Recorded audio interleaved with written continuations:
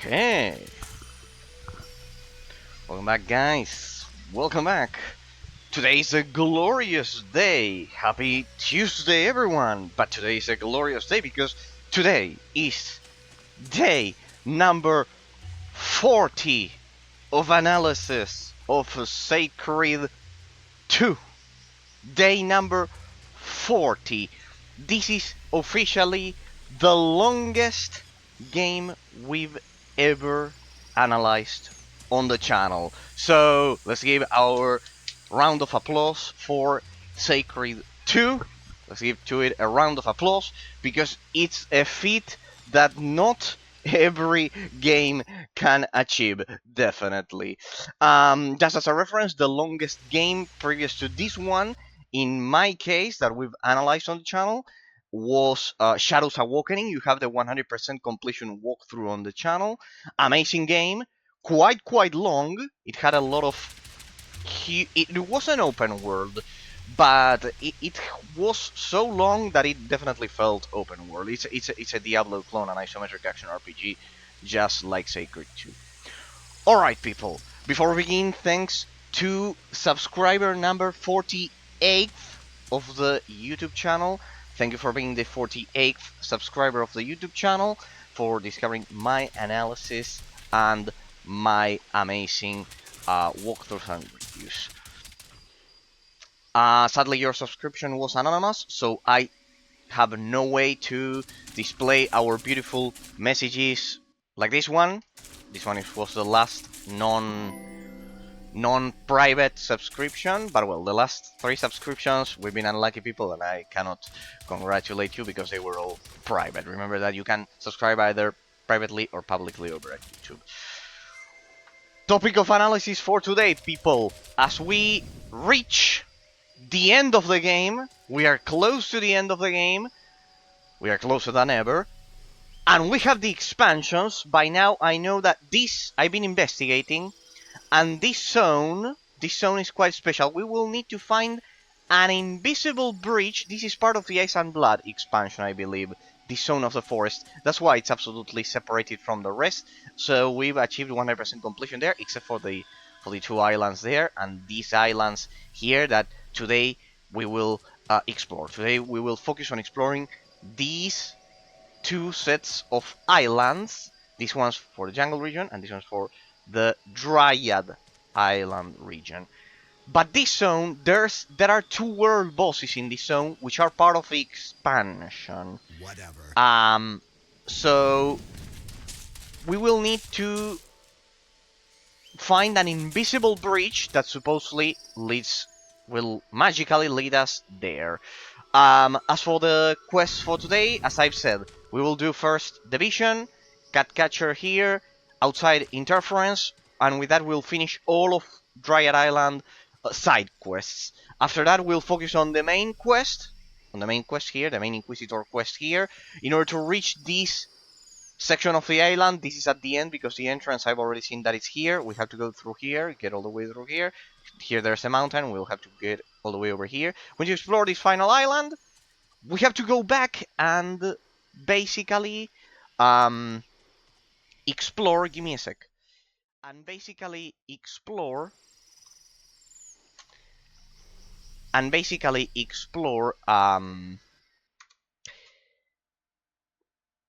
that island, and basically explore those islands. Give me a second because I didn't turn off my surround sound, and it must be quite shitty for you. Give me a second.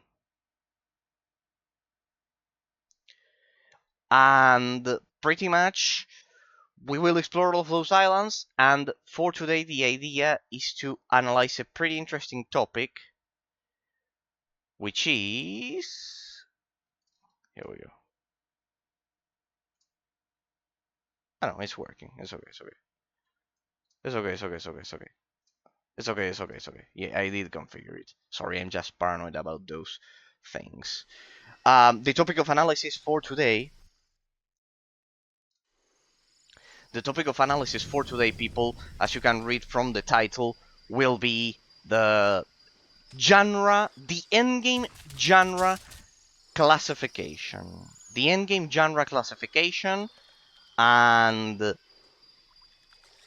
it's a quite important topic, one that I explored at the beginning of the series. I don't know if you remember, in one of the first streams,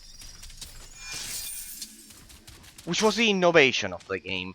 But now that we have the whole picture, now that we have reached the end of the game, we will, and this is part of the expansion. This is the last section that we will explore. These and these, they are the expansions. That's why you have direct ports to them. I believe they are the expansions. Either this one, Island in Dragon Sea, and this one, they were the expansion, or this one. I do believe it was this one and this one. I don't know if there's something in here, or it's just land that was supposed to be the last region of the game, and the developers sadly didn't get enough time to finish the game. But well, that was usual back in the early 2000s, by the way. So, let's begin with Visions, outside Catcatcher, and Outside Interference. Let's begin with those. Remember that here we are meant to, just to have a little recap here, the Vision, Shaman Silcoria. The Shaman says that she's able to help, but she must be close to the Prince's spirit. We've already done that. I will take her to the Prince Mummy, where she can embed mission to tell her that the next step should be. We have returned to the Mummy, and the Prince ghost waits nearby. Now the Shaman can prepare her vision, so we'll receive her vision. These are the last side quests of the area, and they're practically, I believe, the last side quests of the main game. Because after this, I think we'll get to this final. We'll get to the world boss here, following the main story. We've already fought it last time. And then this will be the final section of the game regarding it's the official canon ending. Then we have this section, which has a world boss. It has another world boss that we'll also beat. So by now we are only the corners are left, and of course the epic office quest to find all 89 Ascaron employees, of course. But well, pretty much there you have a brief summary of what we'll do. So let's begin with the topic of analysis for today, people. The endgame innovation system of the game. First, we need to define that. We need to get into some definitions, and then we'll get to it, because when I analyze the innovation category of the analysis, pretty much I didn't have the whole picture of what this game actually was. Shaman. Yes, I can feel the ghost of the deceased. I will attempt to see more clearly. Give me just one more moment. Everything goes as planned. I give you the moment. Find the ring. This is all about the witch's ring. I can see it clearly now. It rests between weathered stones within ruins. It is a cursed place where fallen dryads are striking terror into the people's hearts. Pretty much. Let me move that over here. Let us go there and retrieve the ring. For the gods. Okay. So where that would be? Ah, in that arena that we have ignored so many times? Could it be? Or is it another quest? No, the ring. The ring. It's this one. Pretty much we have to go back the way we came, because we were over there last time. Alright, let's begin with definitions, people, as we finish the side quests of the game. Innovation. The innovation category of the analysis, you have the perfect definition down here over at my Twitch panels. For those of you watching this as YouTube bot, you have the definition in the About section of my YouTube channel's description. But at any rate, basically innovation conveys how much a specific game contributes to redefine the mechanics of the genre it belongs to. Basic definition, I think it's quite metaphysically accurate, pretty much. It's objective. How much a single game contributes to redefine the mechanics and all aspects of the game, of the genre, all of the aspects of the genre it belongs to. Pretty much. We have already done the genre classification of Sacred 2, but just as a quick recap, due to the level design of Sacred 2, basically providing the player with 700 quests, between 600 and 700 quests, we can see a clear difference when compared to most isometric action RPG games.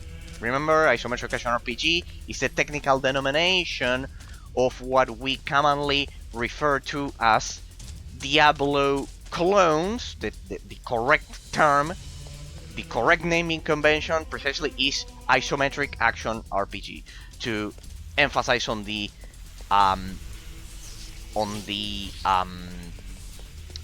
difference. There it is, Ring of the Prince, there we go. On the difference, to emphasize the difference between action RPG and classic RPG, which was basically the generation. They impaired my movement. There we go. The generation prior to the creation of the isometric action RPG genre by David Brevik with Diablo 1, and a huge difference had to be emphasized because in Baldur's Gate and all Infinity Engine games from BioWare, from Black Isle back in the day, they were real-time with post-combat. So to emphasize the difference, isometric action RPG is the best denomination, the most accurate, because it has action in the name.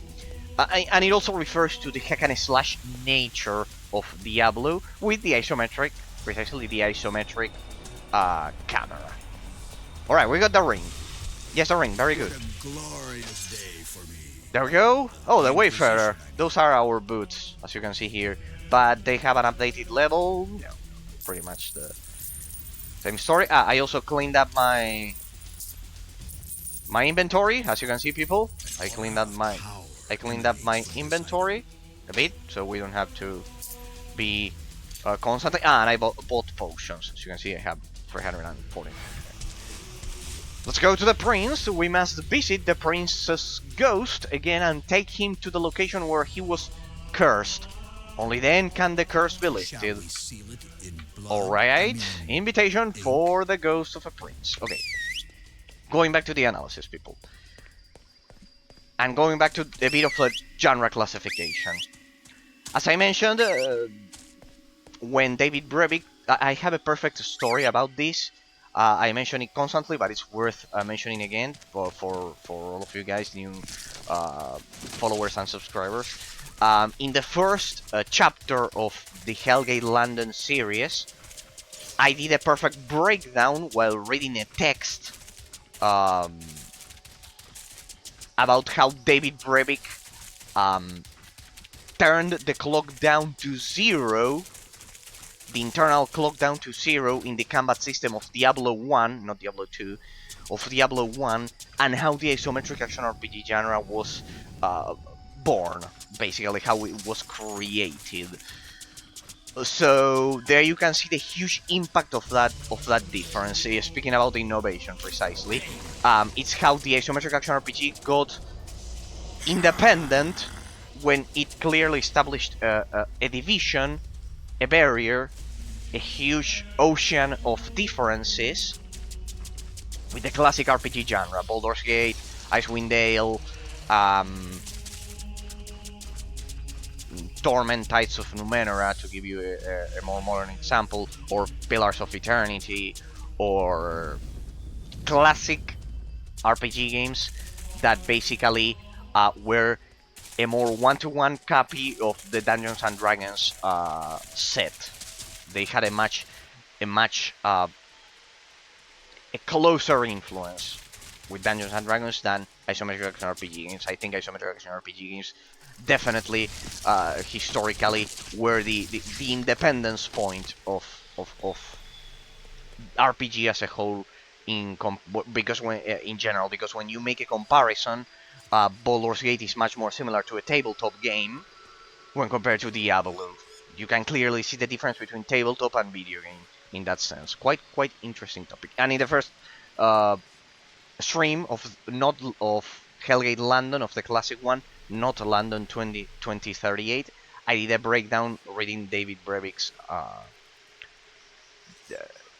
innovation and discovery by turning the clock down to zero and finally creating real-time combat. It's a very important text that I like to read from time to time, and I know you, and I bet you will all appreciate it in case you're interested on topics such as important as how we went from turn-based, uh, getting a huge inherited influence from tabletop games to a more independent real-time combat system. Right. That cursed ring. Finally I see it again. After all this time, my misery started with this ring. Hope you enjoyed my shitty imitation of a ghost, boys. Almost too easy. Oh, of a ghost? I will follow you to the dining room in my palace. Lead on. The Inquisition. Pretty good. My ghost voice is getting pretty good. Good.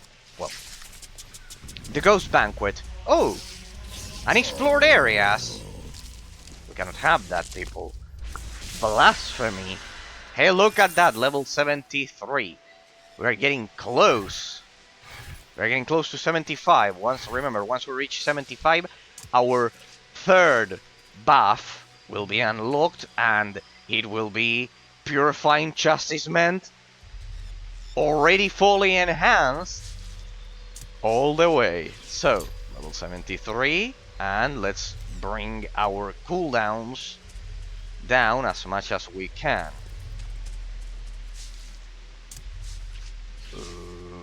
Divine Devotion. How we are at 23.9.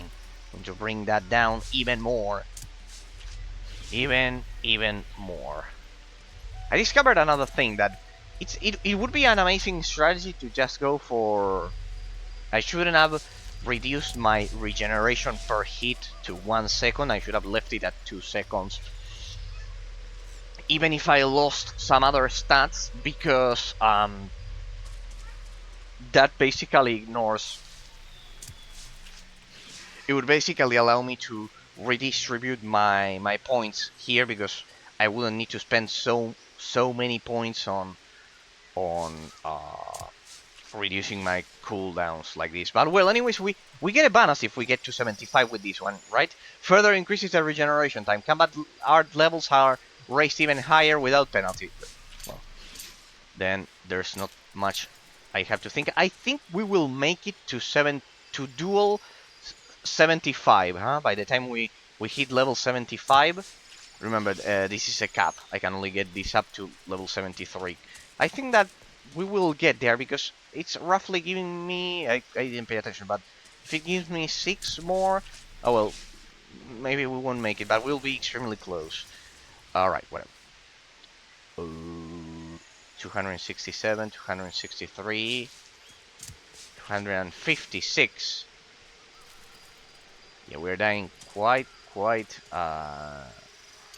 frequently, so let me increase my vitality. Remember, the idea is to evenly distribute points, contrary to what happens in most isometric action RPG games. That's part of the innovation category that we are gonna treat today, that we are gonna talk about today.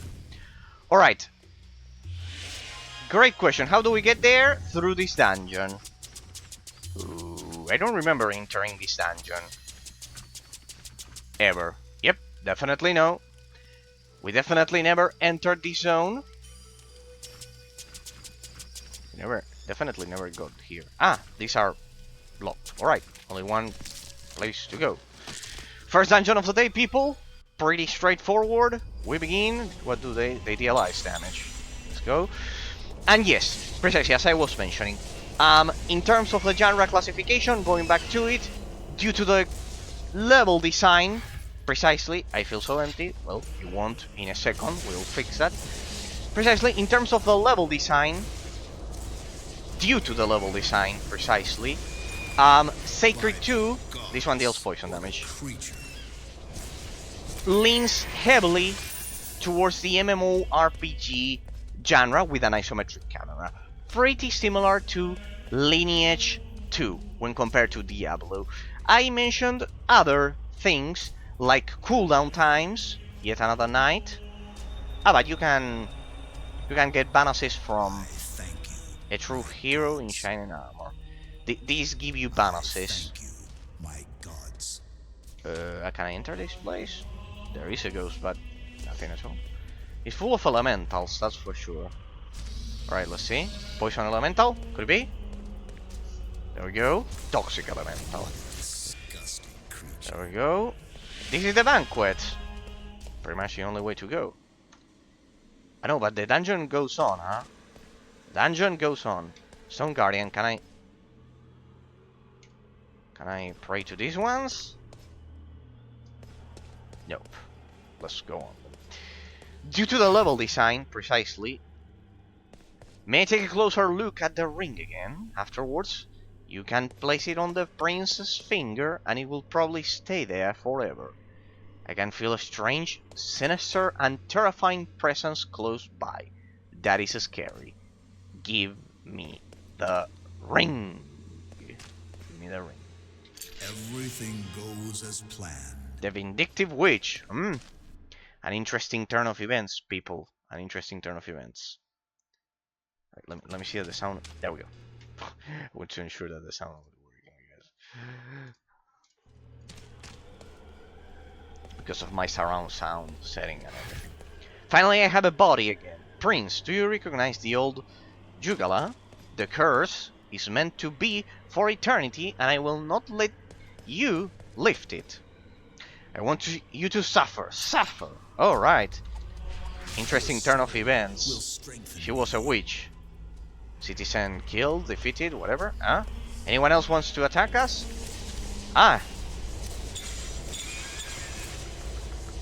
There we go. Ah, look at that there.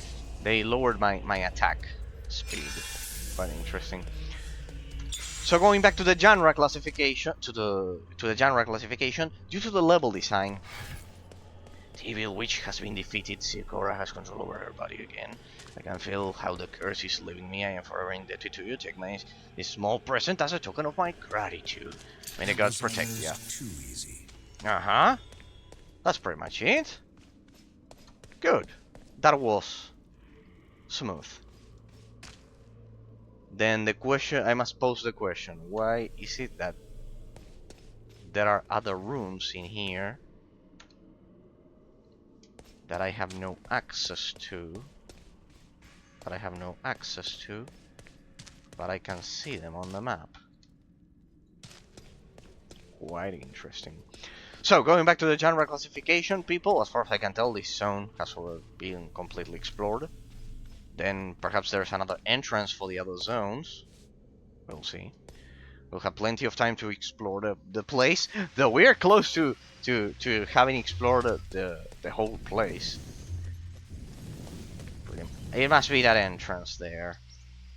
It must be that entrance. They must somehow be related, something like that. Alright, alright. But well, for now we have to finish Cat Catcher and Outside Interference. Let us finish those. Let us finish those, people. Oh well, there we go. And as I get over there, people, going back to the genre classification, I wanted to mention, due to the level design, Sacred 2 leans heavily towards the MMORPG genre rather than the isometric action RPG genre. Why? Think about Diablo, people. Think about isometric action RPG games like Titan Quest, the ones that I always mention, Torchlight, etc. Think about the quest density and compare it to Sacred 2. If you think about it, Sacred 2 has 600 quests to 700 quests, more or less. When you compare that to World of Warcraft, you will see that it's quite similar. When you compare that to Borderlands, when you compare that to other open world MMORPGs, you'll see that it's quite similar. But if you compare it to an isometric action RPG like Diablo, you'll find that we only have 4 chapters of 6 quests in each of them. So there's a massive difference going from 24 to. Okay, we have six chapters, right? In Diablo, or no? I think they were less. Pretty much. No, we had 6 quests in 4 chapters. Yeah, there we go. So pretty much. Ah, yeah, but I'm not counting the expansion. Well, it could be a bit more. Right. But that doesn't change the fact that it's a huge difference when you compare that. If with Titan Quest there were more, but I don't think they get to 100. If I had to say, it's still less than 100, and Titan Quest has had more. It has had more expansions throughout time, so you get more of them. How do I get down there? Oh, please! Oh, once again, this labyrinth. Once again, this labyrinth that you don't know how to get down from the trees on down to the correct section of the map. I think it was through here. I think it was through here. Yeah, that's where we came from. Shit. Oh yeah, but I think the cats were here. Let's use the local map. It can be. Yeah. They're over there. I need to get on that other tree. Let me see. I mean, I hate this section. I definitely hate this section. It's so difficult to you have to literally memorize the trees. So well. No, see, there's no entrance. It was the other tree. You have to go from one tree to the other. Not all of them are perfectly. They're connected, but you cannot access them all at the same time.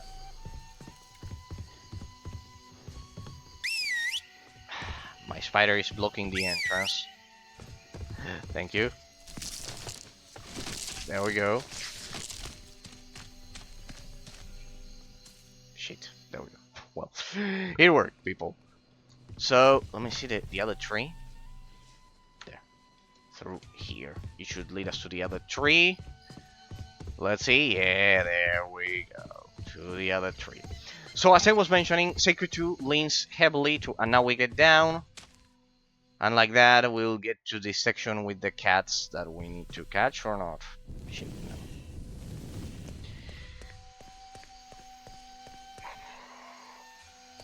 Oh, it's a dead end. Nope. No, it's not this one. In fact, I don't know where this leads you to a dead end. Pretty much, I hate this. Why I hate this section.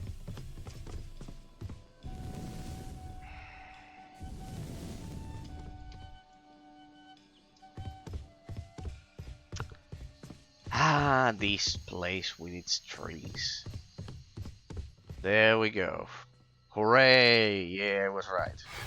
Ah, very good. Well, not all so good. Look at this one with no hair on its back. Is this what they call good quality where you're from? I'm a fair man, though. So The mission was a great go. success. Thank you. I hope I don't have to ever again come to this zone. As you can see, we completed all of the quests there. We just have to turn in outside interference. One more there, and we can get to the islands. As I was mentioning, going back to the analysis, people. The genre classification, in terms of the genre classification that we did, Sacred 2, due to its level design, a lot of quests, it cannot be classified as an isometric action RPG. It's an MMORPG due to the density of side quests, and also I mentioned this, quite important, the regeneration times. Then we have to explore this because this leads you to... we'll turn in the quest and get to this dungeon because I'll show you where it leads you to. Where it will lead us to. Quite interesting. I've been investigating the map distribution of this game and it's quite amazing. You'll see where that will lead us and you won't believe it. So yes, due to the quest density and due to because of the cooldown times of this game, if you think about it, in Diablo there aren't many abilities that are part of your rotation that have a 23 seconds cooldown, or a 54 seconds cooldown, or 50 in the case of the combo here, or 11 here. Well, that one is much more common. If you think about it, in isometric action RPG games, cooldown times are much lower when compared to Sacred 2. In Sacred 2, there's also something extremely subtle that you can, if you pay close attention, if you played any MMORPG, which is the pushback. The pushback. In Diablo, there's no pushback when casting an ability. In offline games, generally, there's no pushback time when casting an ability. In Sacred 2, just like in a lot of MMORPG games, I saw it in Star Wars: The Old Republic, I saw it in World of Warcraft, I saw it in all MMORPGs. There's something called pushback time, which is roughly the 100, 200, or 300 milliseconds before after activating an ability, which is related to the calls to the server in the case of this game. Fortunately, they preserved it with an offline mode. But yes, basically, there's a delay in 300 milliseconds after casting an ability. You can realize which one in channeled abilities. In channel, when you are casting a channeled ability, like the Force Lightning in Star Wars: The Old Republic, or the Arcane Missiles in World of Warcraft. I think it was Arcane Missiles, the name. The one that lasts for 3 seconds. No, I think it wasn't Missiles. You also managed to get rid of Satina. Thank you very much. You help other people. I cannot give you gold, but good luck and good luck on your journey. Alright, that's for getting rid of the Dryads, of the Psychopath Dryads. There, and with that we're done. Let me get to that dungeon. Let me get to that dungeon, people, because you'll be surprised where we will end up going to. So, considering that it's an MMORPG, we will see all of the elements that it brings to that Sacred 2 brings to the table to redefine the genre. But first we need to define the genre, pretty much. So, you'll see something interesting. If the map is, besides I'll see if the interactive map that I've been trying to follow, it's right. As you can see, we haven't explored this zone. You'll be surprised where this will lead us to. You'll be surprised. I will guide you back onto the right path, Dryad. And pretty much, Bravery with madness. once we defined that, once again, I refresh your memory, people, that in our classification, in our genre classification, this game, because of the arguments that I gave, it's an MMORPG with an isometric camera, pretty similar to Lineage 2. Remember, the camera isn't the defining element of a game. The gameplay is the defining element of a game. Just because a game has an isometric camera, it's not an isometric action RPG. Because, as I said, the quest density, and the cooldown times of this game are those of an MMORPG. They are identical to an MMORPG. So basically, once we have that, once we've understood that this game is an isometric action RPG, it's an MMORPG instead of an isometric action RPG, we can get to the innovation. What mechanics redefine the MMORPG genre? Of course, it has elements from the isometric action RPG genre, but if we're talking about the predominant aspect of it, we cannot ignore the cooldown times and the quest density precisely. It's kind of like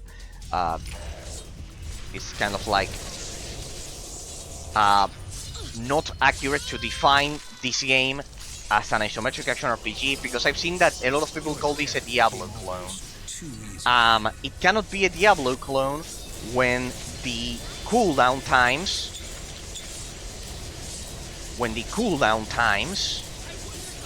are those of an MMORPG, because that directly affects the gameplay mechanics. And then, of course, the quest density. In Diablo 3, there are almost no quests, even less than in Diablo 2. I think it was a shitty idea. I think it should have gone more expansive in its quest system. It should have gone for a more expansive model of its quest system. And definitely, the first innovation that I wanted to highlight is the combination of having an isometric camera combined with MMORPG level with an MMORPG level design. Quite unusual. It has its pros and cons. I still do believe that a traditional over-the-shoulder camera would have benefited the game greatly because of the targeting system, something that we also analyzed at the beginning of the series, the targeting system of the game. In which, for example, I highlighted that, you know, when I use Levin Array here, I'll show you. See, for example, if I try to cast this, if I'm clicking on it, if I try to cast this, it's impossible. I had to hover over the enemy. And you must be thinking, Razor, that's pretty much what we do all the time, point and click. Yeah, but this game doesn't allow you to click on the ground to cast area of effect abilities. I think that's a flaw in the targeting system, which is directly affected by the isometric camera. If you're implementing an isometric camera, I would have allowed ground targeting for area of effect attacks. That was one of the mistakes of the targeting system that I highlighted, and thinking about it, it is directly related to there was a trap there, a bear trap, right there. Yeah, there you can see. And it's directly related to that. So it has some positives, having a lot of innovation, and it has some negatives. For example, I think the camera could have been a lot more precise if they would have allowed the player to target the ground with area of effect attacks. I honestly don't know why they didn't do it, because it was a standard even back in the day. I think the I think RPGs had that back in the day. World of Warcraft definitely had it, but well, in general, when I say RPG, I mean both MMORPG and isometric action RPG. But yes, people. Basically, I think, for example, that is one of the things that is directly affected by innovation. It has some positives, though. It has some positives. For example, it gives you the isometric camera gives you a better view of the battlefield. That's undeniable when compared to a third-person over-the-shoulder camera or yeah, it's not over-the-shoulder World of Warcraft because it's centered, but a centered camera behind. It led us back there. Well, just in case you're interested, in the official CQ2 interactive map, it leads you to the island of many roads. They're somehow linked, but looks like I couldn't find the exit, or did we explore all of it? Let me see. Well, as far as I can tell, weird. No, apparently they are not related. Well, in the map they are directly linked. But well, maybe it's an old map, and then that's why they added the portal there, in which you can just go directly. This is basically the main social hub of the game. When it was an MMO, we also have to explore this island. When it was an MMORPG, basically. So just so you have a reference, just so you can see to further prove the point that this game leans heavily towards the MMO RPG where to spread the word. classification This village. when compared to the isometric action RPG genre. There you have a main social hub. Diablo 3 does have it, Razor. It's well,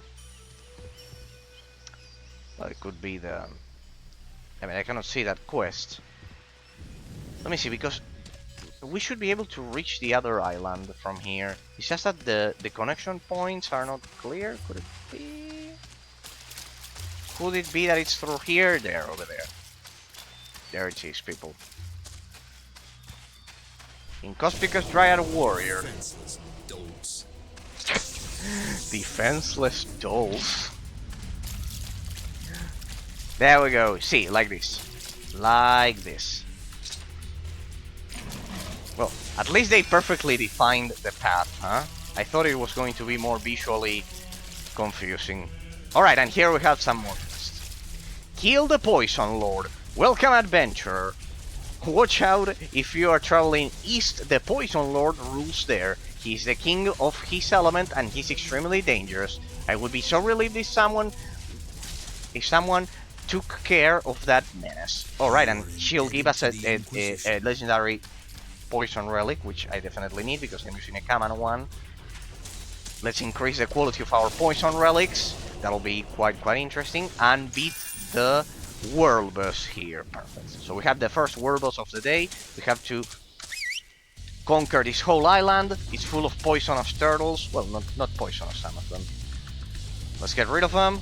Time to cleanse this area, people, and get to the Poison Lord world boss. I should have done this at the beginning, but I didn't know this other island was directly connected. Do not confuse bravery. Like this, so yeah, pretty much. Let us get rid of all of them. Level 69. Oh, they are way too outdated for our level. Their level is way too low. Let me see if I can get rid of them. That should do it. There we go. And now, let's begin exploring the place. Yeah, that last quest I don't know how to turn it in, because I don't know which one it is, because it's on top of the portal, so... Oh, look at that. This wretched fauna. We definitely are posing a challenge. Spider, please, come over here. First we need to explore the place. Let's not waste time with these low-level turtles. And yes, people, since we have already classified the genre and everything, let's get to the innovation. It contributes with a pretty unusual combination of being isometric, of having an isometric camera, but MMORPG mechanics that involves quest density and regeneration times and everything that I have been mentioning. It brings positives and negatives. As I've said, the targeting system could have been much more precise if there was some kind of ground targeting mechanic for the targeting system of the game, especially for area of effect attacks. But it has some positives. It gives you a better view of the battlefield. But there's more. There's definitely more, people. Remember that I mentioned how amazing it was that the game has an elemental system. Which basically involves a 5-layered both offensive and defensive system, which is I think the highest crowning achievement of the gameplay mechanics of Sacred 2. The fact that it has both defensive and offensive stats to take care of, making it multi-dimensional compared to other games with elemental systems like Borderlands. But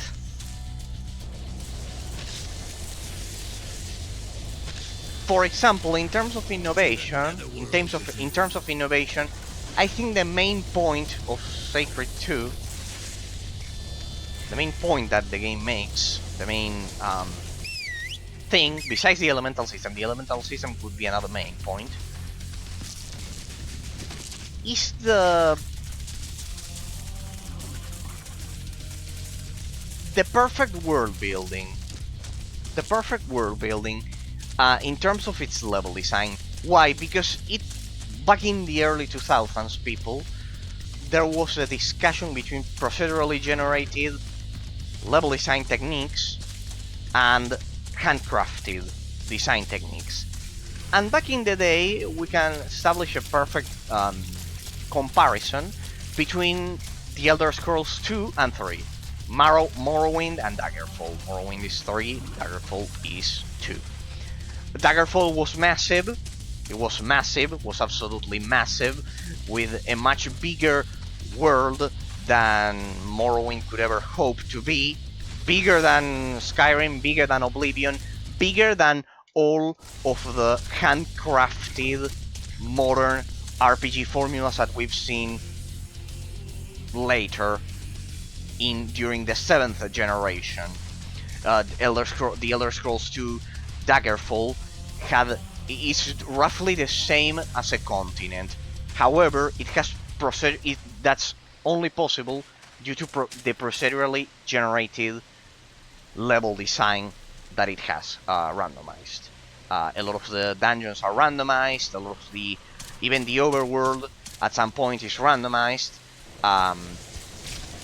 So we can see that the jump from procedurally generated level design to handcrafted level design had a cost, right? It had a cost, which was shrinking, reducing the expansion of the game world, right?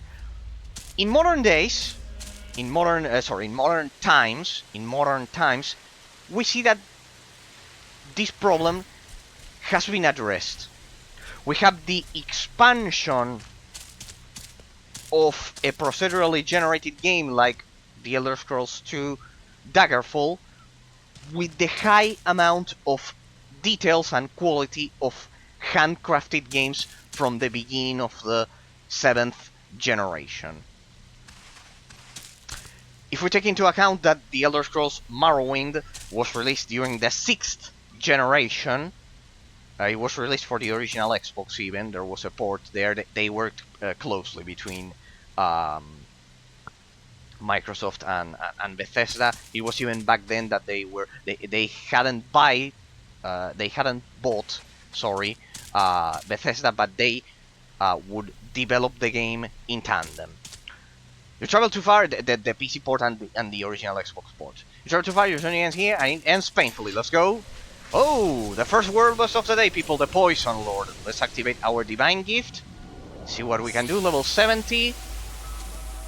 Remember, we're doing a 100% completion of the game, so I want to beat all of the world bosses, everything that the game has to offer, pretty much. Look at that, we are so good. We are so good that we are pretty much... Don't say that, Inquisitor. We have come a long way to achieve this level of performance. To beat a world boss effortlessly like this.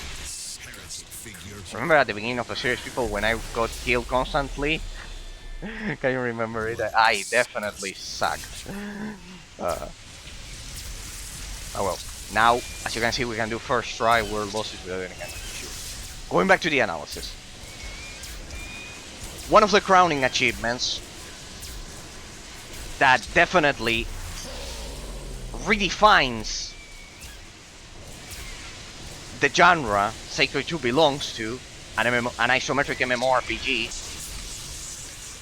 is the fact that alongside World of Warcraft, alongside Lineage 2, alongside a lot of other MMORPGs from back in the day, Sacred 2 managed to combine the expansion of the procedurally generated level design philosophy with the high amount of details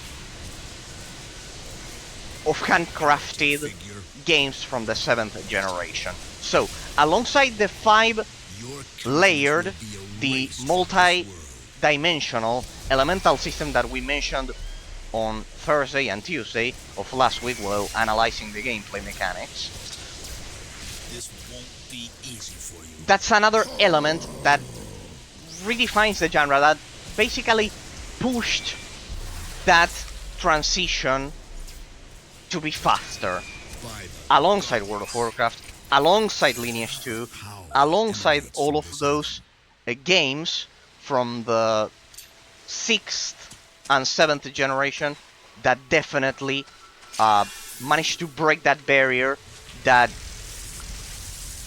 originally existed, sorry, between the Elder Scrolls 2 and the Elder Scrolls 3. Going from completely procedurally generated games like Daggerfall with a huge overworld, but losing the perfect amount of details. Like everything in Daggerfall, the game is massive, but it's all procedurally generated. Except for some specific, except for the story and the most specific tasks of the game, basically.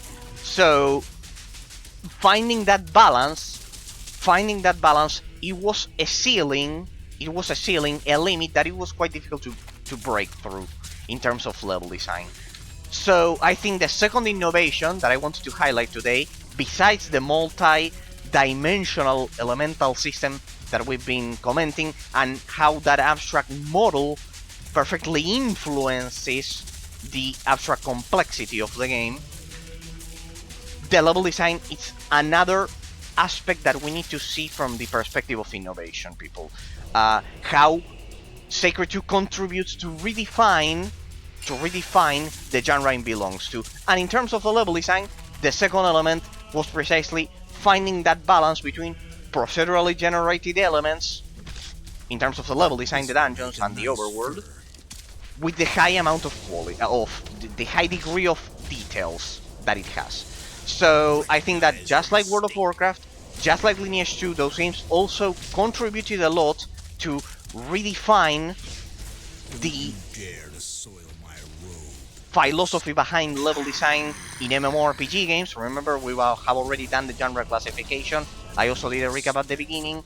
So basically, Sacred 2 falls in that category of isometric MMORPG. And not isometric action RPG due to quest density and cooldown times. Pretty much they are an identical copy of an MMORPG. Because it is an MMORPG. So, mentioning all of those things, the isometric camera precisely that I mentioned, I think the targeting system incorporated some flaws, as I said. For example, the fact that when you cast an area of effect ability, you have to hover over the enemy and you cannot target the ground. I think that's a flaw in the targeting system of the game that we have already analyzed, people. But I think it brings positives and negatives. The negative that there it is, a sacred relic. The game automatically guaranteed it to us. Alright, so let me equip it because we have a common one here. I definitely needed that. It's not a coincidence that I picked that quest. Let me get rid of these. Our friends, the turtles, there bothering us. There we go. Let me change this one for this one. And so, as elements of the innovation, how Sacred 2 redefines the genre. So how it redefines the MMORPG genre. As I said, the multi-dimensional elemental system that is used not only offensively but also defensively. First innovation. Second innovation that I wanted to mention, as I said, the level design, but perfectly finding a balance between procedurally generated level design philosophy from the 6th generation backwards, Elder Scrolls 2, Daggerfall, and combining that extension of the terrain with the high degree of details of 7th generation onwards, Elder Scrolls 3, Morrowind. They were pretty much the pioneers of each model, pretty much. You could argue that in terms of the contribution, Morrowind contributed much more because it was earlier than Sacred 2. But at the same time, I would say that the fact that Sacred 2 has the extension of an MMORPG and the map is definitely bigger than the original Morrowind does show you a progression between Morrowind and Sacred 2. Basically, Sacred 2 expanded on the idea that Morrowind originally on the idea, no, on the breakthrough that Morrowind originally achieved. Pretty much, Morrowind created that independence from procedural generation in terms of the level design. It is the one responsible for the independence, just like the revolution, the first spark. But it's true that then immediately afterwards, World of Warcraft is the one responsible for expanding directly on that idea, and Sacred 2. I shall examine whether that is the case here. Slave 5 Forest Spirits, the Jungle God, Slave 5 Forest Spirits, well, this is the quest that we need to... I know, this is another one. Let's get to the main quest, people. For that, we need to get to... I've already checked the map. There's a bridge here. Well, not a bridge. It's kind of like a a water connection between one island and the other one. It's through here, and through here we have to go to this one. Today we will explore the islands. We have a lot of islands to explore, and immediately afterwards I want to proceed with the main story. It will lead us to all the way. We've already done all the side quests. It will lead us north to the world boss, and from there I want to explore some extra sections of the game before we go back to... We still have some isolated quests that we need to finish if we want a 100% completion. We'll do them. And then, basically, I want to explore some other places. And once we're done, we will continue with the main quest. But well, we'll do the main quest of here in Dryad Island up until the world boss. Then we can... I think the portal there is closer, huh? Let's get to the portal.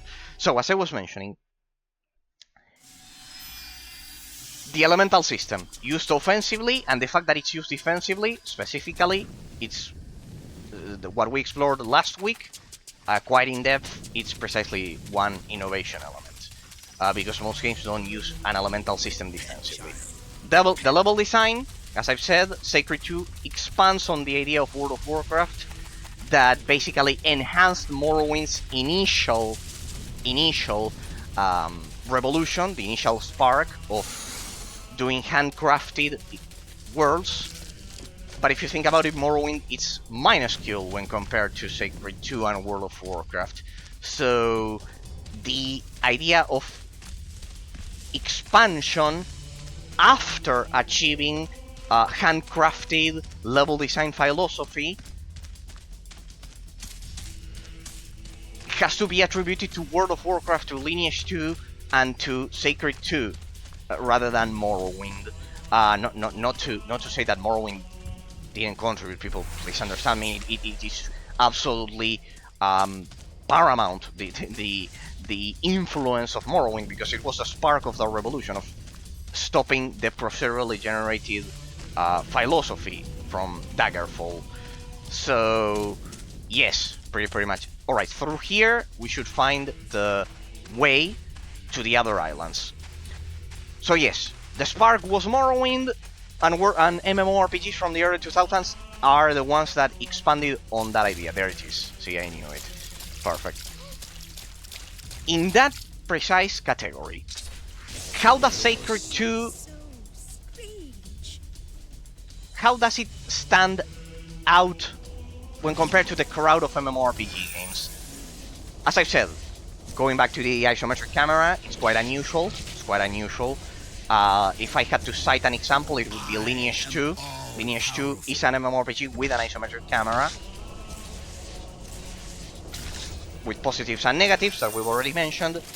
So, having an MMORPG from this period of time with all of these features, I cannot move. Definitely redefines the genre. But why, people? Why? We should always ask ourselves why. Not to the degree of redefinition of Morrowind, definitely. Not to the degree of redefinition of World of Warcraft, definitely. But if we take into account that Sacred 2 works both offline and online, and it worked like that back in the day, I think that it perfectly blurs the line. It's the first game that blurred the line between the MMORPG genre and the isometric action RPG genre. Something that World of Warcraft cannot do because the camera is centered behind the player. So blurring those lines is originally attributed, or commonly, not originally, commonly attributed to Diablo 3. See how interesting, because Diablo 3 consoleized the experience of Diablo 2, and in terms of innovation, of genre defining, of elements that redefine the genre it belongs to, it was supposed to be an isometric action RPG game, it tried to lean more towards MMORPG elements. If we take that into account, Sacred 2 didn't contribute a lot to the MMORPG genre it belongs to, because of the quest density and what I said, and cooldown times and many more elements that we've already analyzed. But if we take into account that Sacred 2 was released before Diablo 3, it contributed to the isometric action RPG genre, and that's the huge confusion that people have. They confuse the genre classification with the redefinition of the gameplay mechanics that the game does. Sacred 2 belongs to the isometric action RPG genre, but it redefines the isometric action RPG genre. Quite an interesting and unique case. Why? Because this game was released before Diablo 3. Pretty much similar at the same, even if we would say at the same time, because it was the same year, I believe, 2008 for both of them. Even if it's the case, comparing the extension of the map in Diablo 3 with Sacred 2, this game leaves Diablo 3 kind of like, in terms of the extension of the level design, it's what? 10 times Diablo 3. 5 times Diablo 3. I would say that even more. I think I would lean towards 10 times Diablo 3. So, there is no, and it had MMORPG mechanics, as I mentioned at the beginning, and everything. Give me a second. For example, the island of many roads is kind of like the main social hub I discovered of the game. The world bosses that we've been exploring so far, those mechanics are all MMORPG mechanics. But in terms of how it redefines the experience, it influences isometric action RPG genre a lot more than its own genre. A quite weird case, if you think about it, but it's true. It's true. It's a Diablo clone, as we would usually call it. As I said, with the isometric camera, most people call these games Diablo clones. The technical denomination is isometric action RPG. But hey, the islands aren't connected. No, this was the initial island. Then yeah, the entrance was this one. Damn it. Now I feel stupid. Sorry, people. I got the island wrong. Shit. I got the island wrong. Then there must be another entrance to the other two, huh? They have to be isolated. No, don't impair my movement. Come on. Don't stop me. Don't root me in place. So, basically, it's a quite unique case. And I think that it has a high degree of innovation, because Sacred 2 redefines that blurring between isometric action RPG and MMORPG. And if you pay attention, people, ironically, that's the most popular way of addressing the modern isometric action RPG game. Think about the most popular ones. Diablo 3 and Diablo 4, Path of Exile 1 and Path of Exile 2. The other one, there was another one that was quite popular, it was Korean.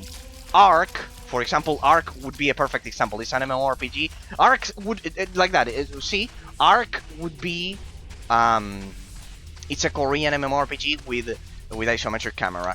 Ark would be the perfect example of the same genre classification as Sacred 2. The problem is that Ark was released more than 10 years after, or 20 years after this game. So there you can see the high degree of redefinition of the gameplay mechanics and the level design that Sacred 2 did. Compare it to Ark, I found the perfect comparison. Compare it to Ark. It's a popular Korean MMORPG game that has an isometric camera like this one. It's like Diablo, but it has the level design of an MMORPG like World of Warcraft because it has world bosses, because it has raids with a lot of players, and etc. Ark would be the perfect comparison because it's the most fair comparison. It has the isometric camera, but it retains the MMORPG mechanics. So think about it. This game did everything that Ark did 10 years before, with a higher complexity, with a higher abstract complexity of the gameplay mechanics, potentially, because Ark is quite complex. I haven't played it in depth, but according to what I've seen in gameplay, it is quite complex. It doesn't have the degree of complexity of a normal isometric action RPG game, definitely. It's much deeper, because of its MMORPG inherited influence. So this game achieved the abstract complexity of the mental model of Ark 20 years before. The level design complexity, I do believe that this one will be even bigger. In terms of level design, I think no game, very few games come close to Sacred 2, so... And I don't think Ark, it has the same extension of the terrain with the insane degree of precision and detail.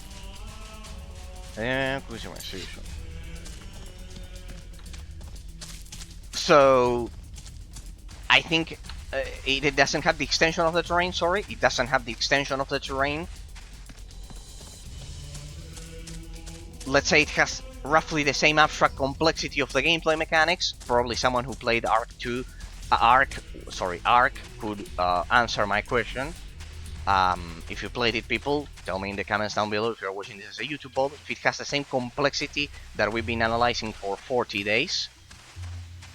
And there's a connection with the other island. Perfect. But there's a dungeon before we proceed to that one. Let's do the second dungeon of the day, people. We've already finished the Ghost Prince dungeon and one word bus over at the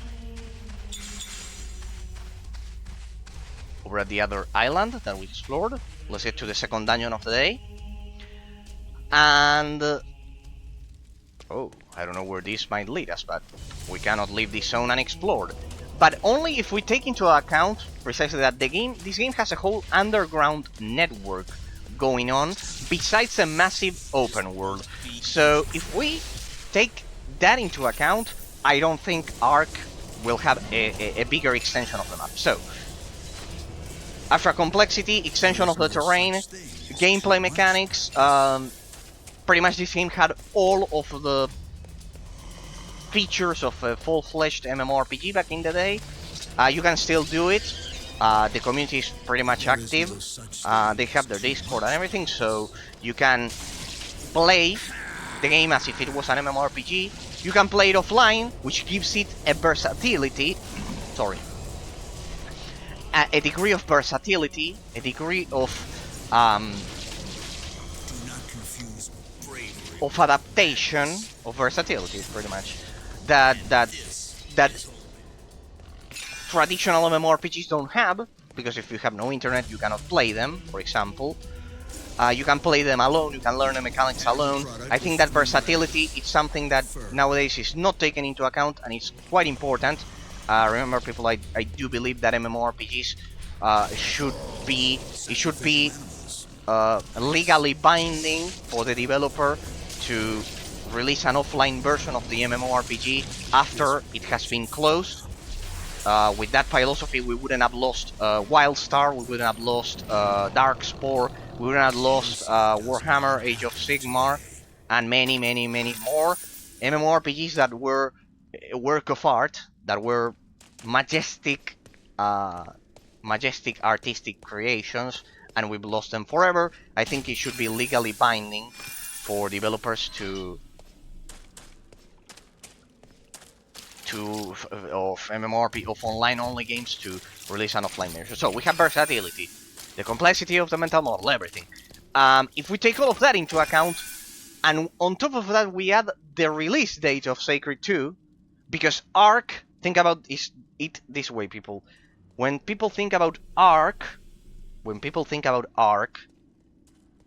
think about Diablo 3, how Diablo 3 started, how Diablo 3 caused Path of Exile, how Path of Exile caused Diablo 4, how Diablo 4 caused Path of Exile 2, and Ark as well, and many more online-only MMORPG games with isometric camera that are pretty much what we would nowadays call Diablo clones.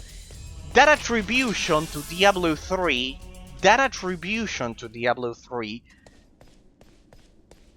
if we think about it from a historic perspective of precisely gaming history, it's not fair, because Sacred 2 does everything that Diablo 3 did back in the day, especially in the initial state in which Diablo 3 released, people. If we make a direct comparison, the state in which Diablo 3 released compared to Sacred 2, I'm sorry, it was an absolute pile of crap. Yes, granted, Sacred 2 also had a lot of bugs initially, then they fixed most of them. We still have the crash, the memory leak. The technical state wasn't the best. In that sense, Diablo 3 didn't crash. In that sense, the developers over at Blizzard are extremely talented, and they would have never, I think they would have never released a game with a memory leak like this one. In that sense, the quality assurance of Blizzard was always extremely high. We can agree on that. But if we strictly take into account the ambition of the idea, the extension of the terrain, the release date as well, because this one was previous, at the end of the day, all of those modern MMORPG games with isometric camera like Ark, Path of Exile, and etc., they should look to this game instead of Diablo 3, people. If we are making an objective, direct comparison, because of what I mentioned, the idea here was much more ambitious. Diablo 3 doesn't have the brutal, mind-boggling extension of the terrain that this game has. Diablo 3 doesn't have this underground network, and if you've seen it, the game, see where we are now. The game, like this dungeon, you've seen it in my 40 days of gameplay. The game is full of micro dungeons all over the place, and when I say all over the place, we are talking about more than 100 dungeons. Diablo 3 simply doesn't have that. It has some dungeons, but they don't come even close in terms of the level design, variety, and quality in details. So, if we take into account that all of those MMORPGs should at least do a 50-50, if for some reason they love Diablo 3 because of the polish of the gameplay mechanics, or I don't know, because it's extremely smooth, and etc., it's still unfair to don't do a 50-50 and say Diablo 3 and Sacred 2 as the main pioneers of the transition and the influence on the isometric action RPG genre to this hybrid version that we have nowadays of having an MMORPG, because if it's constantly connected, like Diablo 4 is technically an MMORPG with an isometric camera. It's not an isometric action RPG because you are not taking into account the main level design development philosophy behind it. The development philosophy behind something like Diablo 2 and Diablo 3, it's greatly different, eminently different, completely different, utterly different, if you think about it. So it's not objectively precise to call Diablo 4 an isometric action RPG game instead of an MMORPG game, when the development philosophy of the level design is completely different. When you have constant randomized quests, dailies as we usually call them, you have group content raids, like in Diablo, like in Ark, and I think in Diablo 4 there are as well. When you think about it, those elements do not belong to the isometric action RPG genre. Think about Titan Quest. There's not a single boss that you cannot solo. Think about Torchlight. Think about Diablo 2 precisely. You can solo them. In Diablo 4, you have a lot of group content oriented to MMOR to the development philosophy of an MMORPG. Sorry, I don't want them to kill me. Give me a sec. Basically, there are a lot of elements. The density of side quests in Diablo 4, I'm sure that because it's online, the server is constantly refreshing a lot of quests daily. You don't find that. Oh, careful! You're about to kill me. Because of that. Yeah, right. If you don't change to fire resistance, it's evident that you'll get killed. Let me change to that one. There we go. Much better. And like that, people, since the second we can establish that reference, the second we can establish the direct comparison between modern MMORPGs with isometric camera, and we can understand that they are not isometric action RPG games because of that group content or group-oriented content. Sorry, I think I said it incorrectly previously. Group-oriented content because of the side quest density, because of the cooldown times of your abilities, and many more elements that I've been mentioning. Just because the camera is isometric, we have to classify them as MMORPGs. The second we classify them as MMORPGs, we can understand the huge contribution that Sacred 2 did. I command you back. It implemented all of the ideas that Diablo 3 had, even before Diablo 3 did them, with a bigger world map, with a perfect versatility between online group-oriented content and offline group-oriented content. You could argue that Diablo 2 also implemented it because you could do it, but not with this extension of the terrain. Getting precisely and trying to be the most precise possible in terms of the specific contribution that Sacred 2 did to redefine the mechanics of the MMORPG genre, and in this case, the isometric action RPG genre. Why? Because it blurs. The precise contribution is that it perfectly blurred the line between those genres. It's not blurred for me, because I got to analyze the game for 40 days, or for us, people who perhaps analyze the game perfectly. At the end of the day, we can reach the objective genre classification, but for the average player, that the subconscious process happens naturally. Hey, I think I see a Wordless there, or at least something big. Hey, where are we? I smell another dragon. I smell another dragon Wordless. It would be the 9th dragon that we will kill. The 9th dragon Wordless that we'll kill. Could it be? Yeah, how are you called? Gerwin Dragon. It has fire damage, magic damage. Very good. Ooh, pretty powerful. Let me move. Ah, hey, let me move. Oh, what the? Oh, careful, people. Let's ramp up our defenses.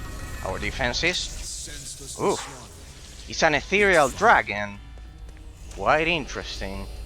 This has to be the most powerful dragon out of all of them. I mean, it's the one that is located at the endgame zone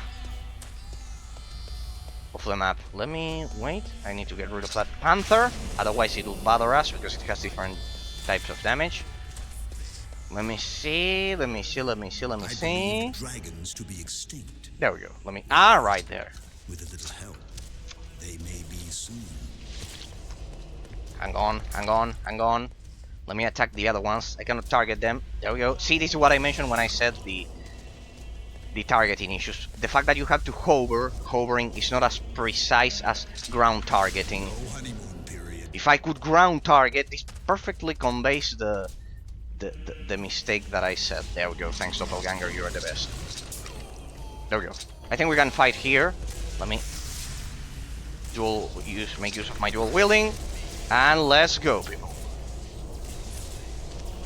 Hey, it's not that powerful, or at least it's that we have dominated the game. It's not that the dragon is not powerful, people. Please, if you try to do this fight without doing a 100% completion, and even doing it at a higher difficulty than the initial one, it will probably be a huge challenge.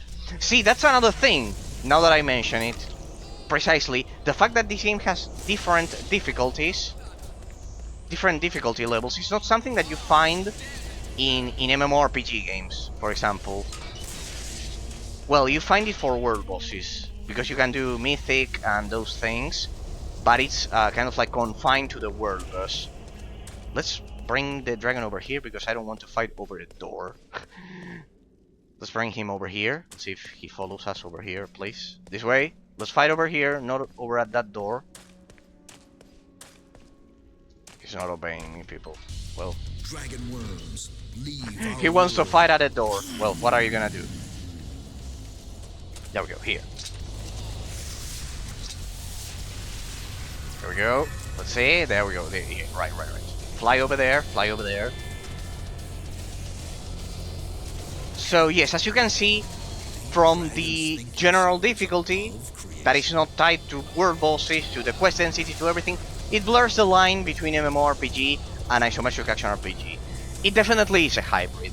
It definitely brings elements from both genres, but if we look deeply, I think the most, thanks to the extensive genre classification that we did, the most prominent element is the quest density and the cooldown times are those of an MMORPG, so I think it leans towards that. But as I've said, blurring that line, or at least trying to do so for the average player that doesn't go into this crazy subconscious analysis that we've been doing for 40 days, it will effectively create an experience that will provide... Hey, that was a pretty... it dropped all of its health. It's probably the chance to... the chance for death blow there. I think we dropped all of its health in a second. Alright, there we go. The final... this should show on the map, right? I don't know, it's kind of like part of the underground, so it doesn't show. So, that's our 9th dragon killed, people. Good. 9th or 8th? Something like that. Hey, we got a mysterious portal there. We got a mysterious portal. Let me see.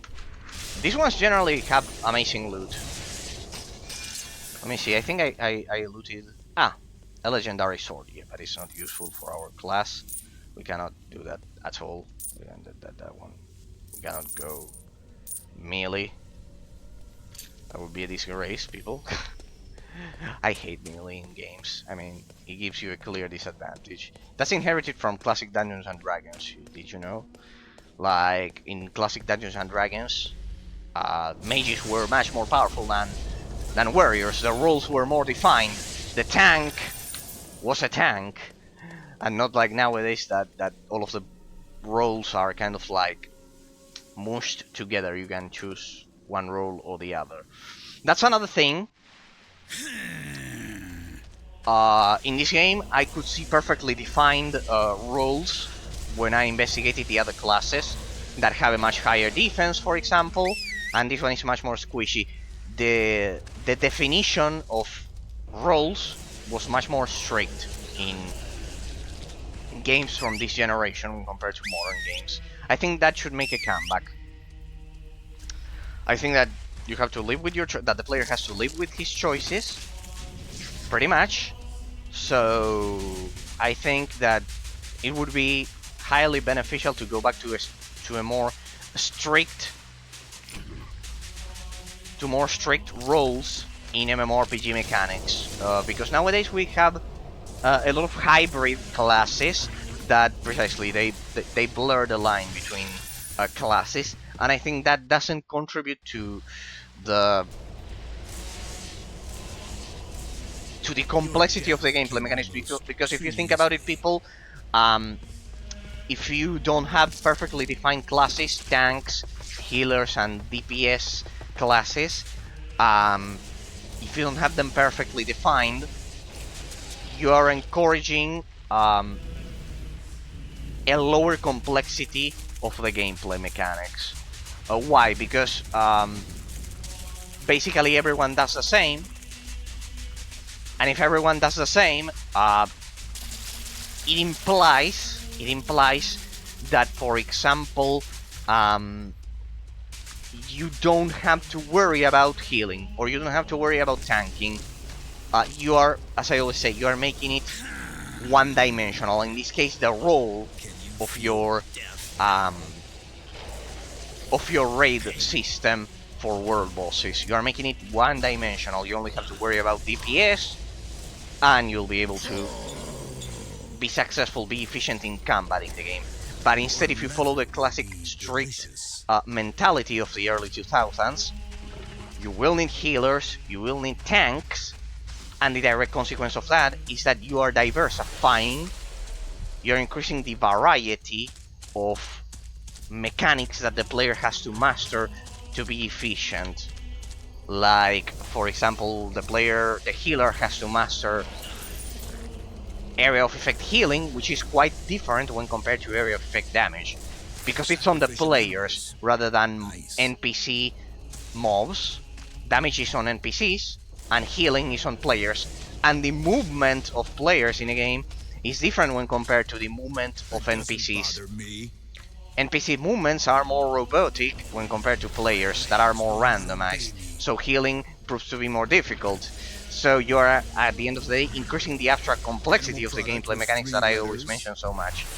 So there you can see that there's a perfect combination of subtle mechanics that contribute to the abstract mental model of the game, that increases the abstract complexity. So, for example, the roles, that's an MMORPG element that Sacred 2 retains, and Diablo 3 didn't retain at all.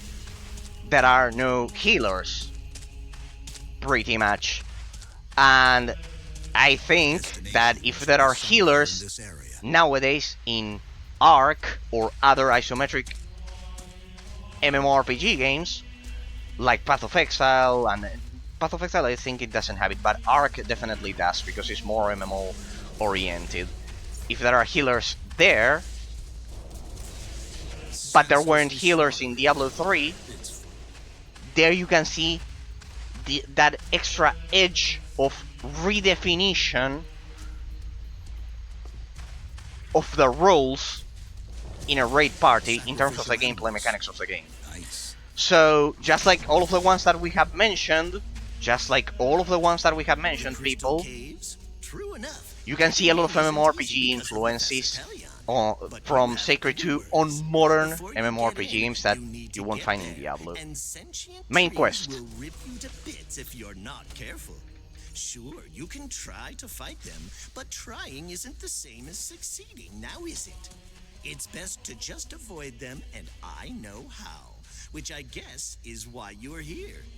I use a magic charm to get past them, but I only have one, and I need it for my work. Now, if you were to get me a potion of bedevilment from the priestess's hut, drinking that gives me temporary abilities that can be permanently transferred into an item, so I could make a new charm for myself. Oh-ho! I know that look. Sure, you could kill me, Uh, but then how would you know which item here was the charm or how to use it, hmm? Nope, I think you'll either have to try to fight your way or get me that potion. What do you say? What I'd prefer to do? Wring your neck. But that doesn't seem to be an option. So I'll just get you that magic potion. Alright, at least not yet. Okay, people, that's another thing.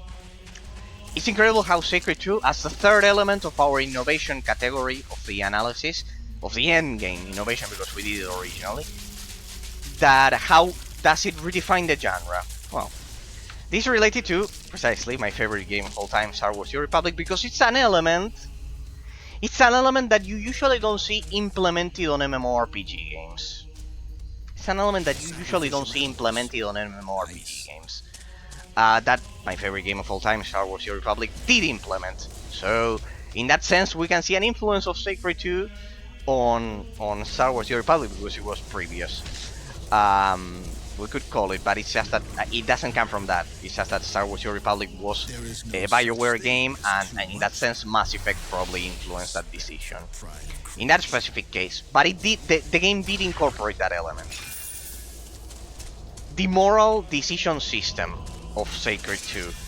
Not in this mission. In this mission, we don't have a moral decision system, but the game does implement it. Sacred 2 does implement a moral decision system in some cases.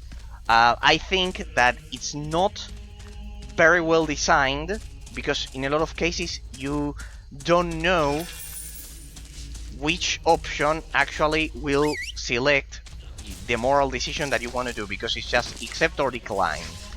And it has happened to me, people, trust me, it does happen.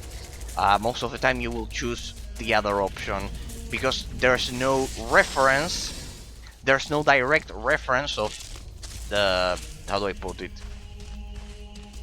The accept and decline options are relative, precisely, they are relative to the context of the game, of the quest giver that is telling you. For example, when I did the Hammer Fell quest over at the Seraphim Islands, for example, I wanted to defend the tribe, and I ended up killing them, and I wanted to actually defend the tribe to attack the Dragon Spear cult or whatever, the Dragon cult, and I chose the other option.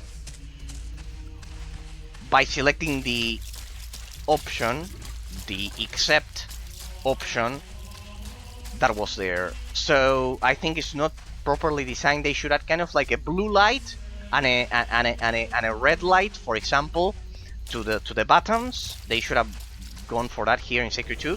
The moral decision system is definitely not well designed because of that.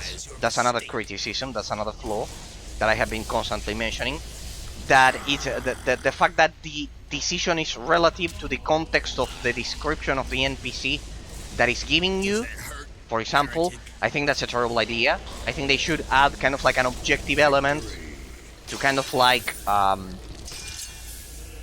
perfectly define to the player, this is the good side decision and this is the evil side decision. Because sometimes I wanted to do the good side decision and I chose the wrong option. There should be an objective indicator. For example, as I said, generally Star Wars The Old Republic solved this with adding a blue outline. Adding a blue outline, for example, would be a good fix. I've seen it. Or adding a red outline to each option. Here, you don't have that. And that it will happen to you if you play the game, people. It will happen to you. You will choose the option that you didn't want to choose. It will happen to you. You might think, no, but Eraser is stupid and he didn't. No, it will happen to you. It will happen to you, definitely. It's not because of me. I paid close attention, and definitely the game didn't properly highlight the moral system behind, the underlying moral system behind the choice system of the game. Of course, Star Wars The Old Republic does that. It adds an outline and you can perfectly tell this is the good side option, this is the evil side option. Well, but ignoring that flaw, or having addressed that flaw, not ignoring it, having already addressed that flaw, with the flaw included, it is true that incorporating, designing a moral choice system in an MMORPG is quite unusual, and Sacred 2 did it before Star Wars The Old Republic, which would be the second game that incorporates a moral choice system in an MMORPG. Why? Because this is directly linked to another breakthrough that this game has in terms of redefining the genre. So, but just to mention it, really, it's the fact that the game has a moral system, regardless of how flawed it might be. Let's look at the intentions here, because I've already commented the flaw, that it's a flaw. Just like the targeting system, the fact that you are unable to target the ground when casting area of effect attacks. Alongside that, addressing the flaws, having addressed the flaws, it is true that incorporating a full-fledged moral choice system is definitely an improvement, a step up when compared to most MMORPG games and isometric action RPG games. People, in Diablo 3 there's no moral system, in World of Warcraft there's no moral system, in Lineage 2 there's no moral system, in most MMORPGs from the early 2000s there's no moral system at all. No choices. The Elder Scrolls Online does implement a moral choice system pretty similar to this one. It's kind of like a perfectly gray area. It would be the direct comparison. So, if I had to mention an MMORPG that perfectly implements that moral system, that perfectly copies the moral system of Sacred 2, would be the Elder Scrolls Online. It's kind of like all gray areas. You don't have kind of like a perfectly defined good and evil. You don't have an objective moral system. It's precisely it's a relativist moral system. You're back. Very good. Now, hand me the potion. So I think you can see the influence. Look at gameplays of the Elder Scrolls Online, and you'll see 100% a copy of the moral system in Sacred 2. And Sacred 2 did it several years before. So there's that. Right. The other element. Yes. Let's get to it as we finish this. Wait. What? What the? That's not the potion of bedevilment. You gave me a poison. My stomach, it burns. God damn it, this You have an Inquisitor. antidote? Give it to me, please. Here's the charm. Take it. It calms the trees so they let you pass. Now hurry. Give me the antidote. I'm dying. Quick. God damn it, this Inquisitor. All right. Ah, well. I have such a soft heart. Here, take it. Alright. Never trifle with the Inquisitor. And alright, it perfectly did us there. Alright, looks like we'll do all of the main quest precisely today. We'll do all of the main quest of Dryad Island today, people, because this leads us straight to the next section of that we've already explored, but we didn't do the main quest. So, as I was mentioning, the next element. We've already mentioned the elemental system, the level design, the moral choice system, compare them, etc, etc. I want you to get to the technical aspect, as the fourth element of how Sacred 2 redefines the genre it belongs to the MMORPG genre. So, it redefines the moral choice system, because no MMORPG that I can think of at this stage had a moral choice system. And precisely there's also the thing, right? The degree of integration of the choice system in this game is exponentially higher. It's quite similar in terms of integration to a lot of modern examples of it's quite similar to a lot of modern MMORPG games that I have mentioned in Star Wars: The Old Republic, because of the inherited BioWare moral choice system, it would be understandable, which precisely Star Wars: The Old Republic has a high degree of integration.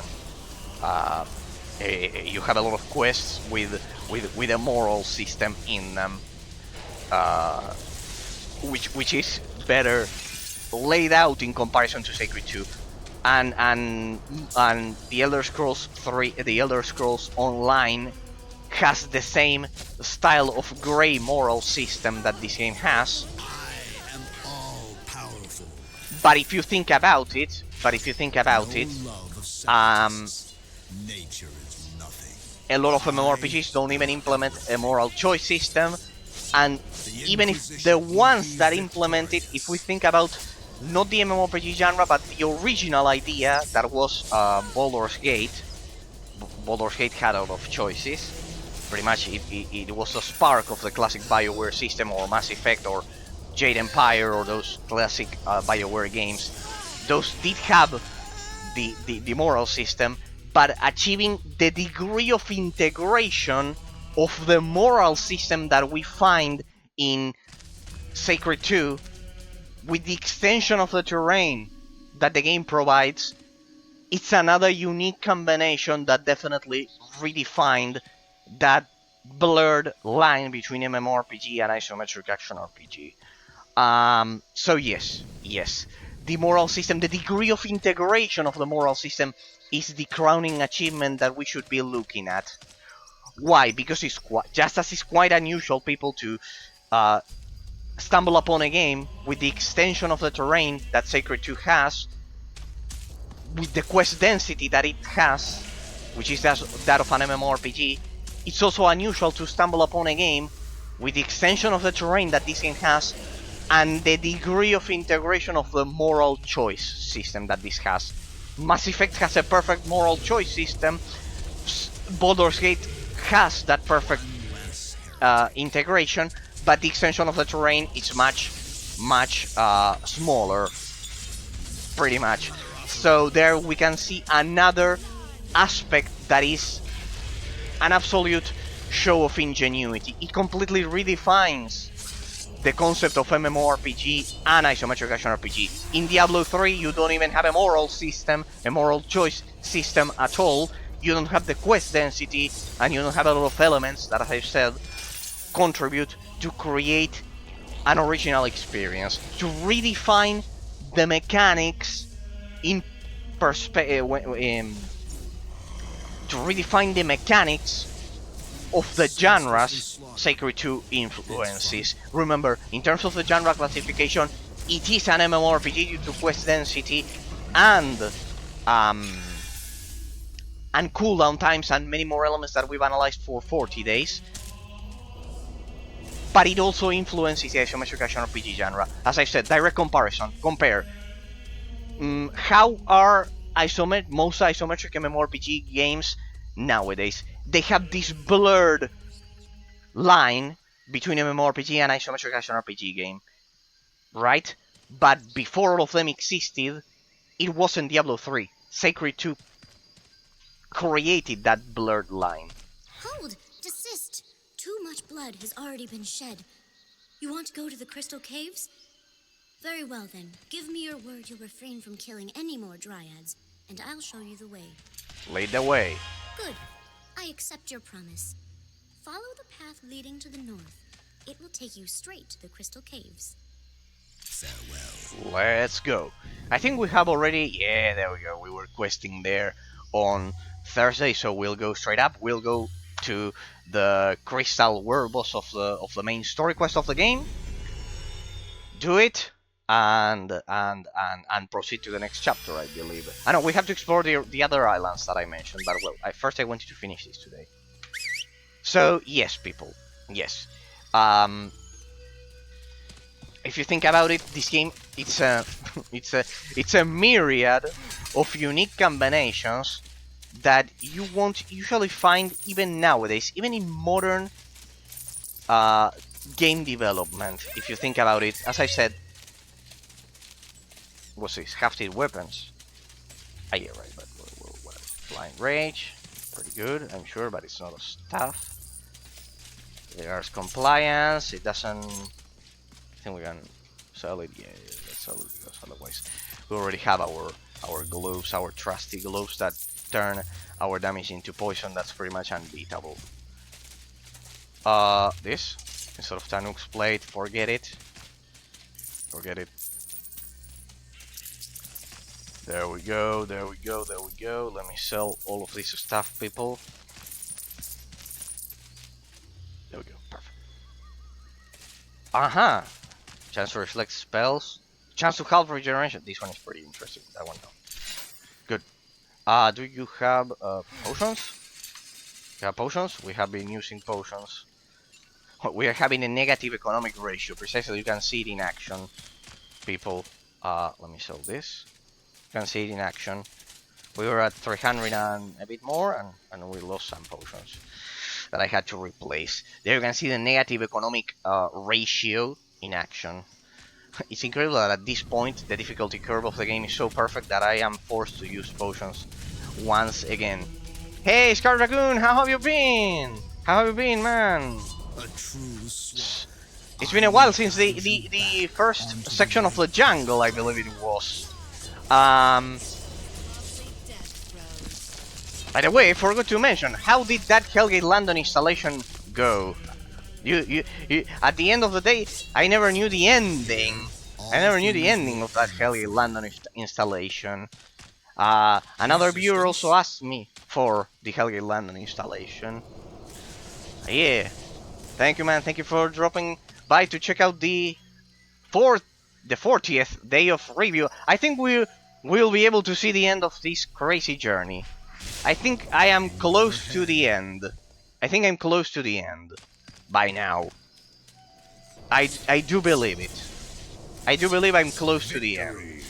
Like I think we are right on the final world boss because there are no more sections. The final world boss of the main story, and that will lead me into the final territory, which is this one, I believe. I believe this will be the final territory, and we're close to the ending. Then I saw that here, yep, I used the interactive map of Sacred 2 of the community, and I think we're close to the end. I think we are close, but finally, when did we start this? You were in the first streams. I think we started on, was it fucking March or what? I think it's the first game I analyzed. I think it was in February or March, I believe. I think it was February or March. What's the matter? It's absolutely crazy. I saw that there's a hidden boss here in the jungle. I saw that there's a hidden boss, and I have to find some kind of like invisible bridge that will lead me here. The Abishai, it was something like that, but pretty much this section is isolated from the rest of the jungle.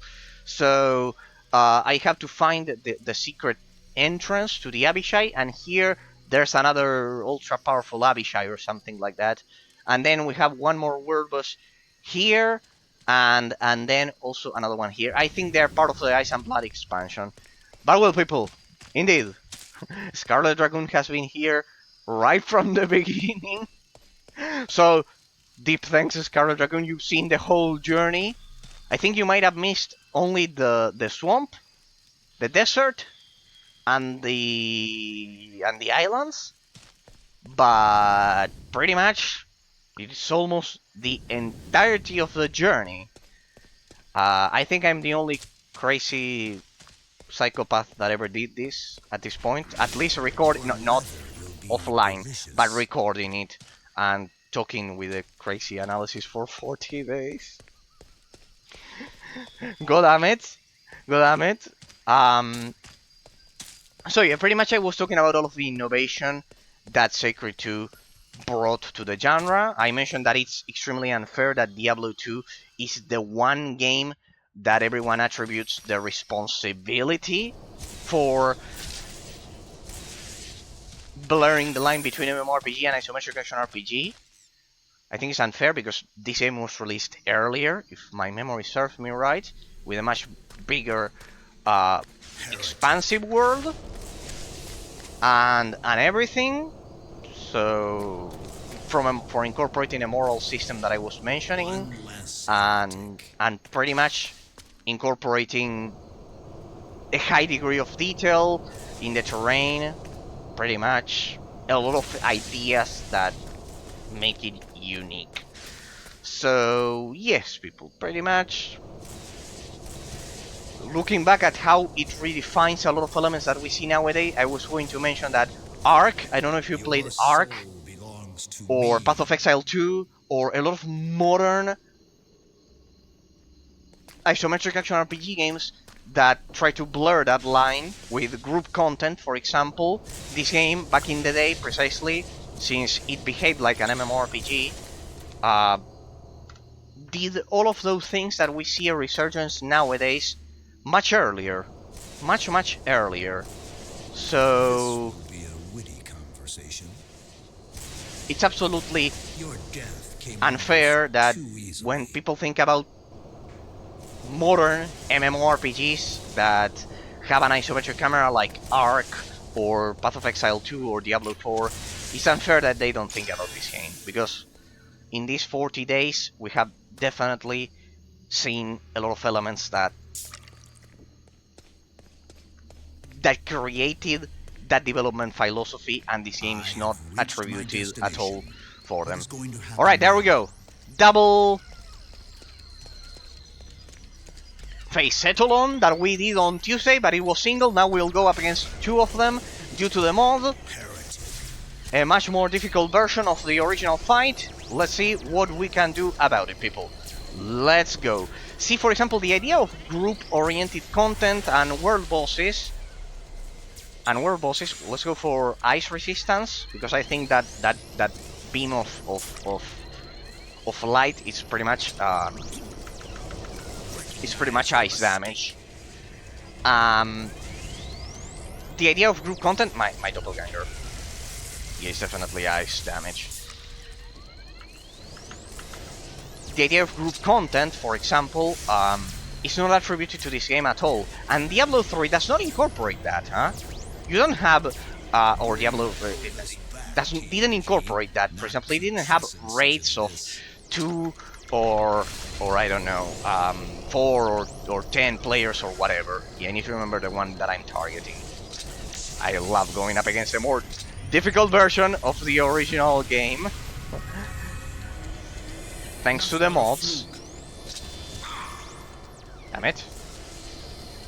I think it's this one or the other one. Damn it, I cannot tell which one I'm attacking.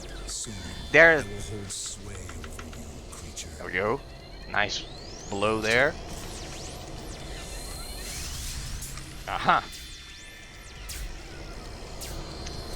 I mentioned this on Thursday. Look at the irony, people. At the beginning of your journey in this game, you worry about eliminating, to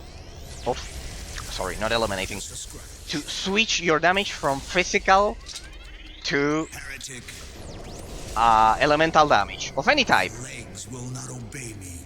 They impair my movement. But I can still do this. I think it's this one. Perfect. I love it. My doppelganger is targeting the other one. Oh well, get ready for a long boss fight. I love how the mod makes it more like precisely an MMORPG mechanic by duplicating the world boss. Because it's more like it adjusts the difficulty, otherwise it would be way too easy. Like what happened on Tuesday. Yeah, your legs would not obey you.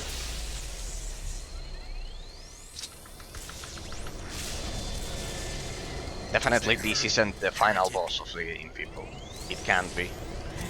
But look at the irony that at the beginning of the game, the player is encouraged to diversify the elemental damage rather than go for physical damage, which is the initial elemental type of damage. It's ironic that you end up with this endgame fight. It's not the final, but it's one of the endgame fights, in which the boss has almost no physical resistance It's an absolute incredible thing because it tells you that you come full circle in terms of elemental damage and everything. I think it's this one, the one that I need to kill, huh? The one that is taking most of the damage is this one. Yeah, this one. We'll go for that one. So it's lovely how the game tells the player in a subtle way you've gone full circle. Now we'll have a boss that deals physical damage, because you're probably worried about elemental damage. You have been worrying about that for a lot of time now. So it's like, don't be complacent with the fact that you have mastered the gameplay mechanics. Like, don't forget the basics.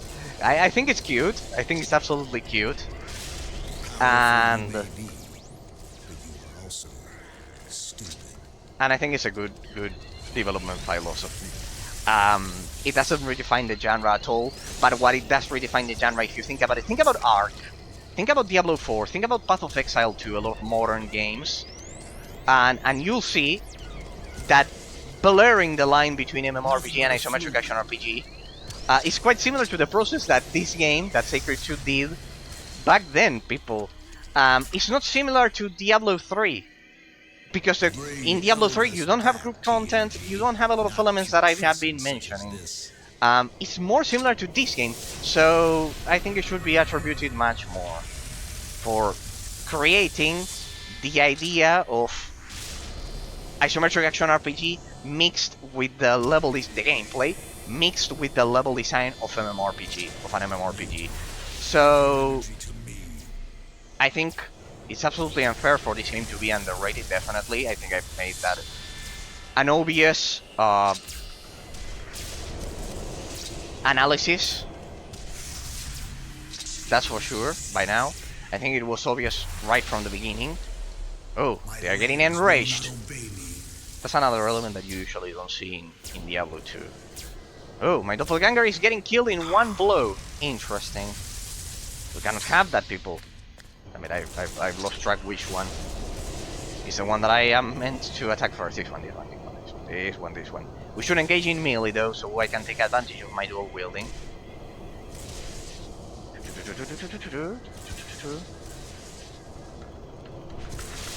So yes, basically, just for today's conclusion of the analysis, pretty much, I wanted to address another element. Wait, I want to address another element, which was a technical aspect of it. This one. We need to attack this one. This one. The one to the right.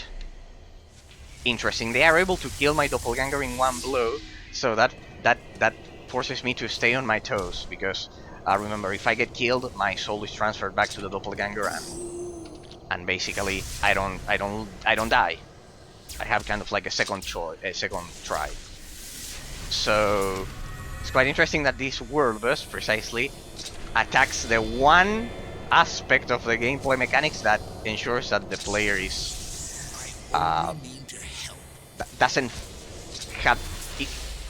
doesn't risk dying precisely. There we go. I think if I reduce the there. This one is going down.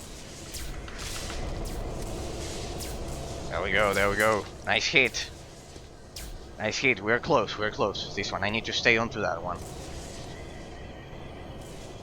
Brick.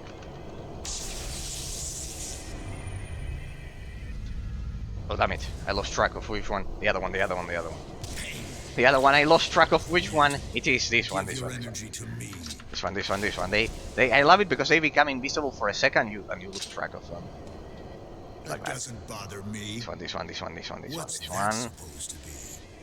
And yes, basically, people, the other element in terms of how Sacred 2 redefines the genre it belongs to, the MMORPG genre, it's an ironic case, as I said. There we go, one down, one to go. It's an ironic case because it influences the isometric action RPG genre that it doesn't belong to, because of what I've said, because of the level design and everything. And besides blurring that line, it redefines the isometric action RPG genre, a genre it doesn't belong to. As I said, Ark, Path of Exile 2, not putrescence such as this. Diablo 4, they incorporate all of those MMORPG elements that you, for example, wouldn't find in Diablo 3, even if Diablo 3 is attributed for having that influence in terms of the gameplay mechanics. But in terms of the level design, if you think about it, Diablo 3 doesn't have group-oriented content, and this game does encourage that. It did encourage it, even before Diablo 3. And it's absolutely unfair that Sacred 2 doesn't get the recognition for blurring that line. Hey, what happened there? Those were some legend. Yeah, remember that those were some heavy hits. It's because we have, remember that stat? The chance for death blow. The chance for death blow. You remember the chance for death blow, people? It's a stat, as you can see here. For example, in Diablo 3, you don't have this insane amount of stats. This is much more similar to the MMORPG genre, if you consider it. So, if we take into account all of the things that I've mentioned today, you will see that Sacred 2 redefines a lot of elements of the MMORPG genre, and also the isometric action RPG genre, which it doesn't belong to. Because of what I've said, because of the fact that the quest density is way too high to be classified as what we commonly say Diablo clone. So from the quest density to the extension of the level design to pretty much everything, the targeting system as well, the fact that you cannot cast area of effect attacks targeting the ground, all of those, you can see that they are all metaphysically objective elements that, while the game does have hybrid elements, all games have hybrid elements that they take from classic RPG, isometric action RPG, and etc. But the most predominant influence, predominant influence is the MMORPG in terms of the genre classification, as I said. Why? Because of the quest density, because of the cooldown times. For example, in Diablo 3, you won't find that the main rotation of your abilities will involve an ability with 23.3 seconds of cooldown. And all of those things contribute to a predominantly MMORPG game with an isometric camera, which is a quite unusual combination. But if we take a look at modern examples like the ones that I mentioned, that resurgence, that perfect blurring of the two genres, isometric action RPG and MMORPG, that we see in Ark, for example, as I said, in Path of Exile 2, in all of those games, in Diablo 4, they existed in Sacred 2 even before Diablo 3. So, if you think about it, people, if you think about it, this game should be at the same level of recognition as World of Warcraft, not for the MMORPG genre, because as I explained at the beginning, the jump from procedurally generated dungeons to handcrafted dungeons and overworld was definitely made by Morrowind and Grand Theft Auto 3, which were much smaller. But if we take into account the extension of the terrain of this game, it falls in that very same category of World of Warcraft, of expanding upon the original idea, the original jump that Morrowind meant. Remember, The Elder Scrolls 2, Daggerfall, was all procedurally generated, massive, absolutely massive, but Morrowind was procedurally generated, and Morrowind handcrafted, but with... we have to proceed through here. But handcrafted Morrowind, but it was much smaller. And in that sense, World of Warcraft expanded upon that original idea. Another element, besides the elemental system, this that I have already mentioned, the level design and everything, the technical aspect, before we proceed to the final stretch of the game. In terms of the technical aspect, people consider that this game, even if it has crashed several times, even if it was originally plagued with problems and blah blah blah blah, we all know the sad reality of the technical state it is in. Even after all of that, with all of that already addressed with the technical problems, in terms of the innovation of the technical aspect of this game, this is the first, probably the first massive open world game that incorporated NVIDIA fixed engine physics back in the day, and it was its very negative aspect a lot of years. It is its negative aspect a lot of years later, because precisely it caused the memory leak, crashes, and everything, and forces the player to do a lot of the crazy fixes that I did. But well, back then, after addressing that lethal crystal, there we go. That's it, and like this, we go to the wastelands. Yay! Final. What the?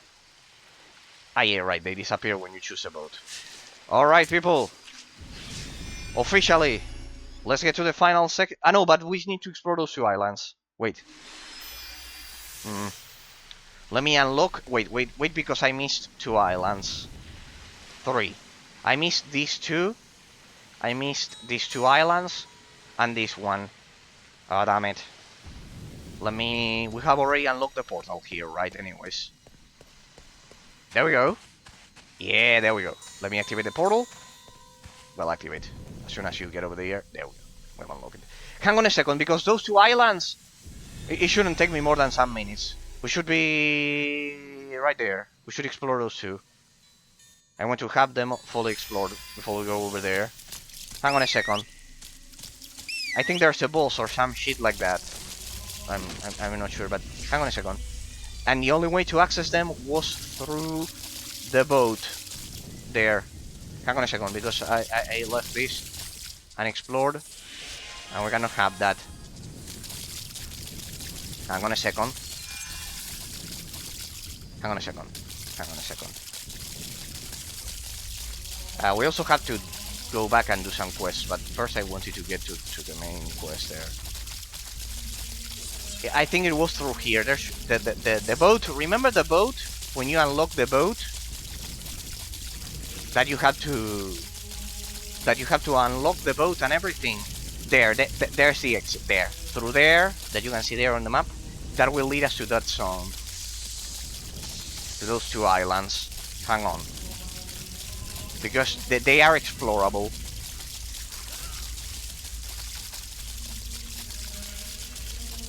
Like this. I never did this. Yep. There are no challenges left for me. Yeah. In the long run. I knew it, people. See, I knew it. I knew it. Well, I knew it. I had to consult the interactive map over at the Secret 2 community. Pretty good. Highly recommend it to you. The interactive map is quite good.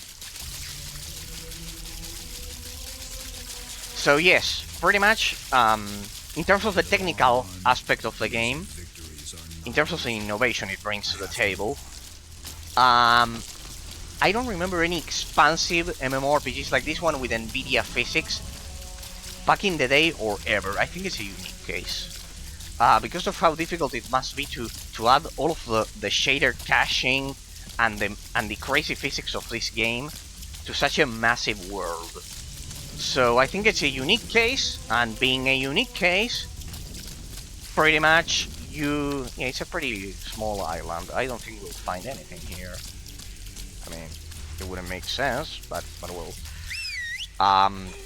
Basically, other games that implement the physics engine are generally linear games, like for example, the Bureau XCOM Declassified, amazing third-person shooter that is usually not taken into account. It's a spin-off of the XCOM series, but it does have a lot of NVIDIA physics implemented to it. The same goes for Batman Arkham Origins, with the legendary NVIDIA smoke there. And there are some more. I think a pretty obscure isometric action RPG called Hand of God also has those. Newts with weapons. Truly a joke. Newts with weapons, truly a joke. I love it how the comments have changed at every region of the game to mock enemies.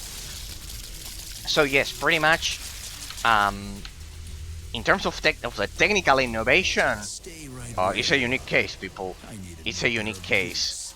I don't think any other expansive, with this extension of the terrain, any other open world RPG will ever have NVIDIA physics like this one. Like The Witcher 3 could be, yeah? The Witcher 3 could be. It has pretty good physics and everything.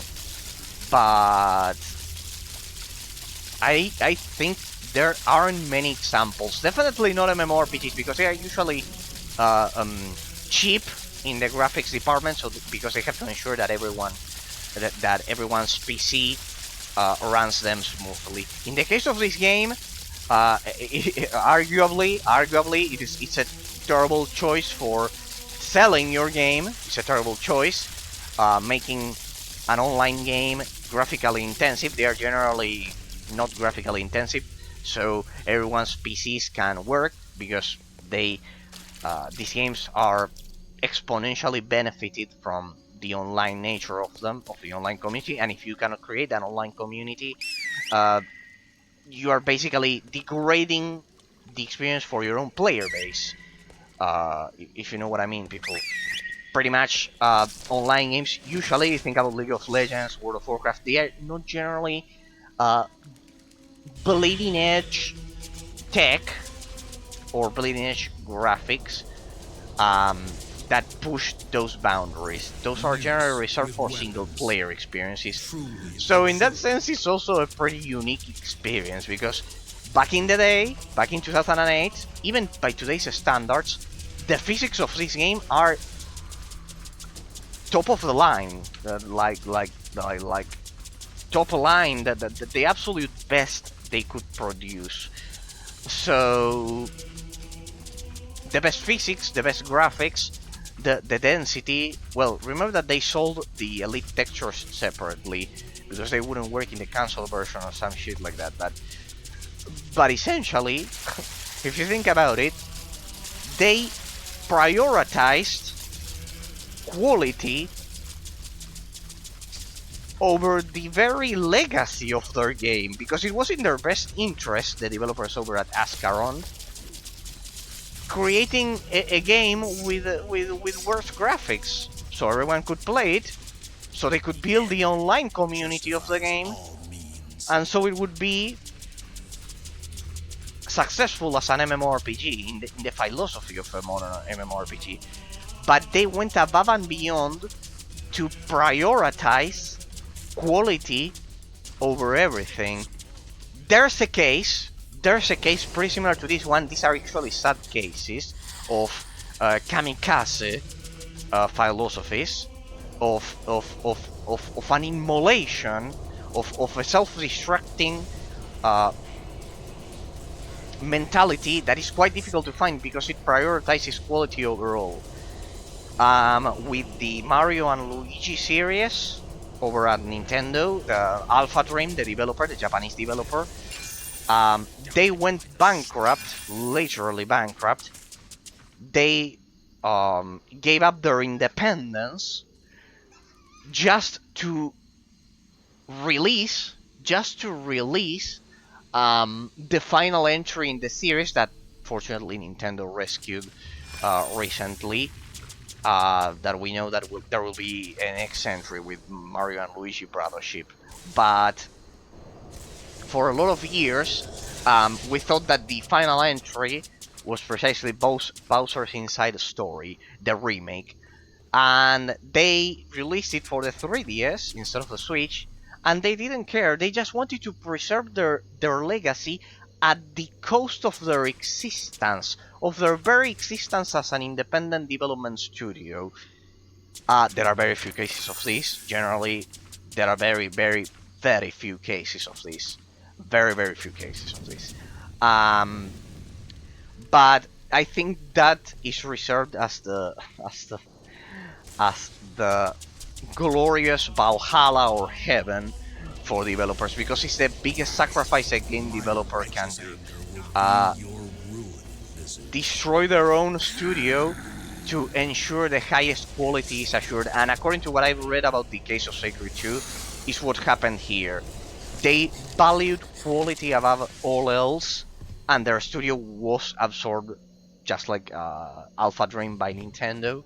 In this case, it was absorbed by Deep Silver, I believe. And they became an internal development studio of Deep Silver. I gave you the name of the studio and the whole story in the first chapter of the series. So yes, I think we should always value that You have to die. these specific cases, that these unusual cases, people, because consider that the company goes to shit and all of the dreams of the developer are destroyed. Pretty much, it's kind of like a kamikaze attack. Pretty much a kamikaze attack, people. The same goes for Alpha Dream. They gave up their dream as developers. They gave up their dreams as developers to ensure that they would release the final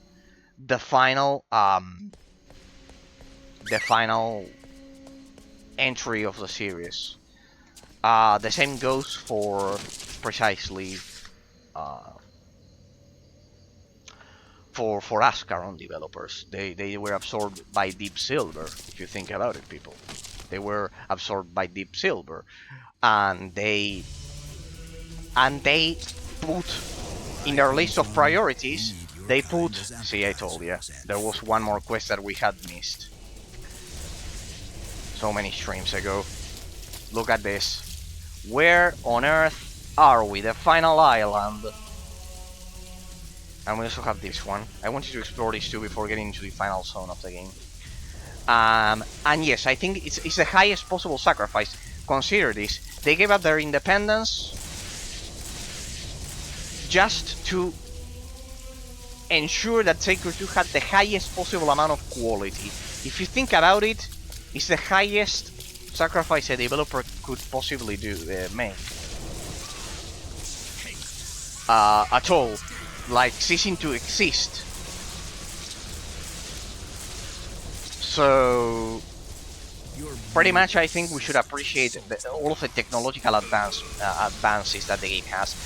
For example, as I said, you won't find open world RPG games with NVIDIA advanced physics implemented, built into them at all. Like, it's extremely unusual, because as I've said, online games are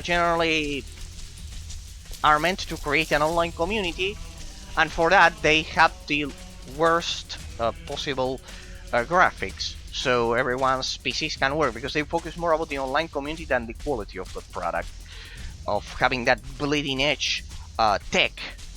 So it's absolutely amazing that here, above creating an online community, above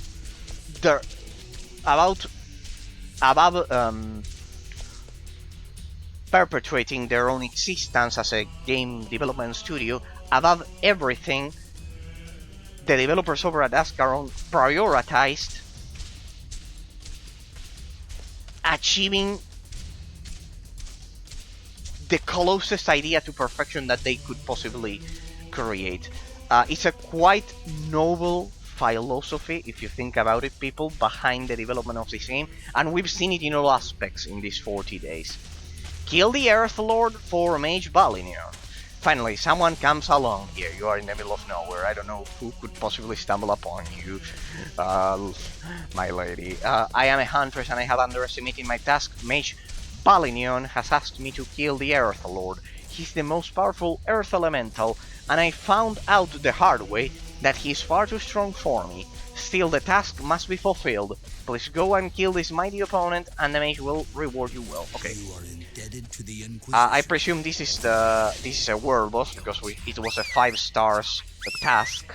It was a 5 stars quest. So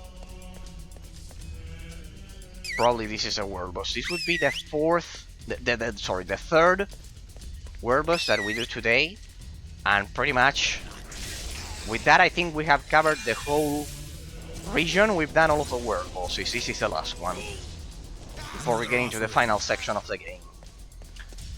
So let's get to the Earth Lord. We're in the middle of nowhere in this island, people. If you think about it, we're in the middle of nowhere. There we go. There we go.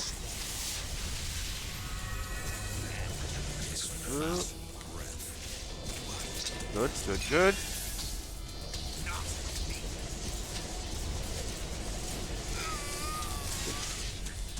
But yes, I said it's a pretty noble development philosophy if you think about it. Because of what I said, bleeding edge tech, there it is. This is the last world boss of this area, pretty much. We do this one and we get into the final stretch, people. So get your engines ready. Pretty much the final stretch of the game. Ah, it dispelled my buff. Could be. Could it be that it dispelled my buff? He doesn't have a magic resistance. Good. Then we have a way to deal damage to it. So yes, with all of the things that we've commented today, I think you can see why this game redefines a lot of aspects of the gameplay mechanics, level design, and everything in the MMORPG genre and the isometric action RPG genre. Pretty much. Justifies all means.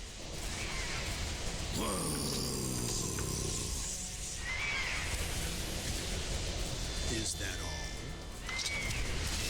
And as a direct consequence of that, we can see how it redefines the technological aspect as well. Like, when was the last time you played an MMORPG that definitely that had the NVIDIA physics implemented to it with such quality, people? I think it will never exist something like this. So it's not just the level design, it's not just the gameplay mechanics, it's just not just the moral system integrated into the MMORPG mechanics. It's not just the group content mentality. It's not just all of that, but also the fact that the game had bleeding edge tech implemented to it when definitely wasn't the main philosophy back in the day and even today. It's absolutely amazing. It's absolutely amazing. So I think we've analyzed all aspects of the innovation, how it redefines from the technical standpoint, as I've said, to the gameplay mechanics, to pretty much everything, to the level design, the quest density, enemy variety, pretty much everything. And the game does redefine a lot of aspects, which I think they are highly beneficial. I think they're definitely highly beneficial. And at the end of the day, and this is what I wanted to highlight to you all as a conclusion for the innovation, now that we've done an endgame rework of our initial analysis, is that it's a noble philosophy behind it, as I've said, because they prioritized, they cared about quality above all else. And I think that's something that we don't see a lot nowadays. They put quality above the own existence of their studio, aka their dreams as human beings, their independence as a development studio, and I think that is extremely difficult to find. That's extremely difficult to find nowadays. Generally, either studios aren't independent at all and they live with it, or they never reach this degree of ambition as an indie studio, there are very few cases. There are very few cases that this is achieved as a whole. So yeah, pretty much. So, as a conclusion for how Sector 2 redefines the genres, it receives an influence from isometric action RPG, MMORPG. I wanted you people at least to think about it and appreciate the sacrifice the developers had to do to ship this game. It had a lot of technical issues later. Then we had the problem of not being able to have the crashes, to have everything pretty much that you've seen, that the game isn't in a perfect technical state.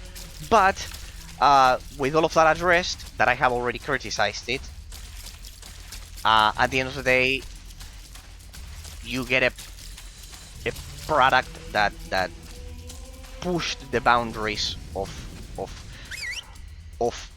a lot of genres, of MMORPG genre, isometric action RPG genre, classic RPG genre, modern RPG games in general. So I think it's unfair that nowadays Diablo 3 is attributed for blurring the line between isometric action RPG and MMORPG, when this game has a much more dramatic story behind it, and objectively a much more fleshed out and polished gameplay system, level design system, and everything. A much more perfectionist philosophy behind it. A much more perfectionist philosophy behind it, which is directly tied to the sacrifice that I have been mentioning.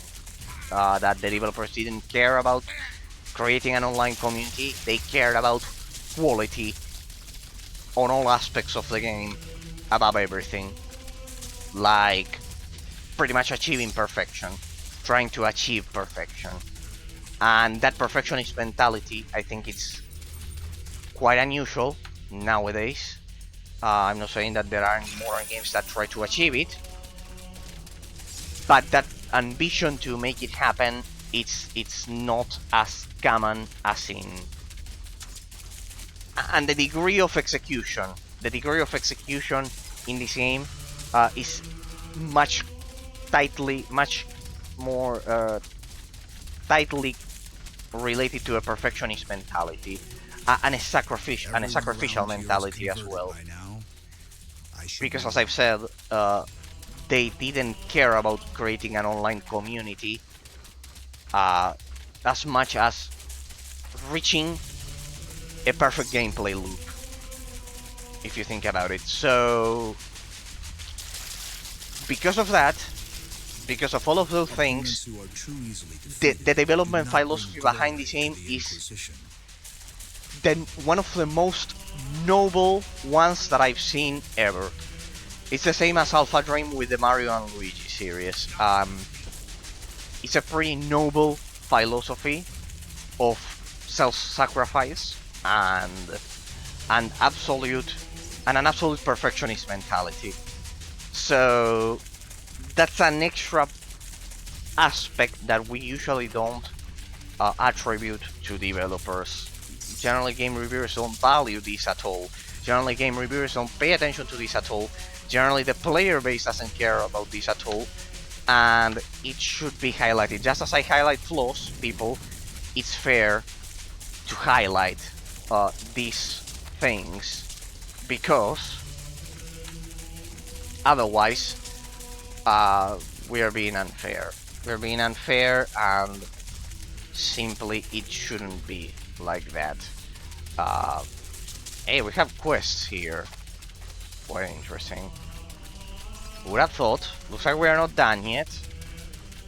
Okay, this island has more surprises for us. See how even in a remote location like this one, I think one is the Ascaron employee representation there. So because of all of that, because of that perfectionist mentality that denotes a noble development philosophy that you don't see nowadays Do not I confuse think that bravery is with also part of the madness. innovation category of my analysis, people. If you think about it, they try to redefine the quality, the developers over at Ascaron. And By now, this I guess we is can all only the say that beginning. without a doubt, they were and are, because they have been absorbed by Deep Silver, but they are still working.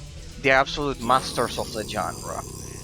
They are A true absolute sword. masters of the genre that put quality above all else, and that is redefining the MMORPG genre. It's not a I come coincidence that, from, that we modern don't find this MMORPG games like advertisements Ark, that fit like Path of Exile 2, like Diablo 4 try to um, in your head.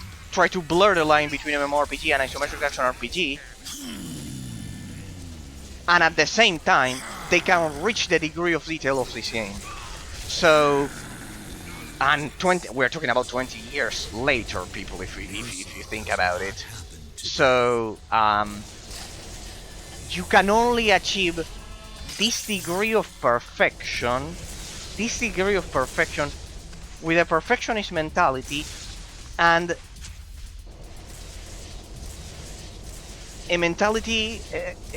and a sacrificial mentality, in the sense that um, being selfless, and the developers behind this game cared about quality above their own interests. Because as I've bring said, peace. modern MMORPG games, modern MOBAs, modern online games in general, don't care about creating the most bleeding edge Defenseless dolts. advanced graphics. And this game has physics engine. It has NVIDIA physics that not even modern games have in a lot of cases. Um, as I've said, there are a few examples like Batman Arkham Asylum or XCOM, the Bureau Declassified, and all of those don't have the insane extension of the terrain that this game has. So at the end of the day, people, in order to create a massive, perfect work of art like this, like Sacred 2, the developers back then had to psychologically redefine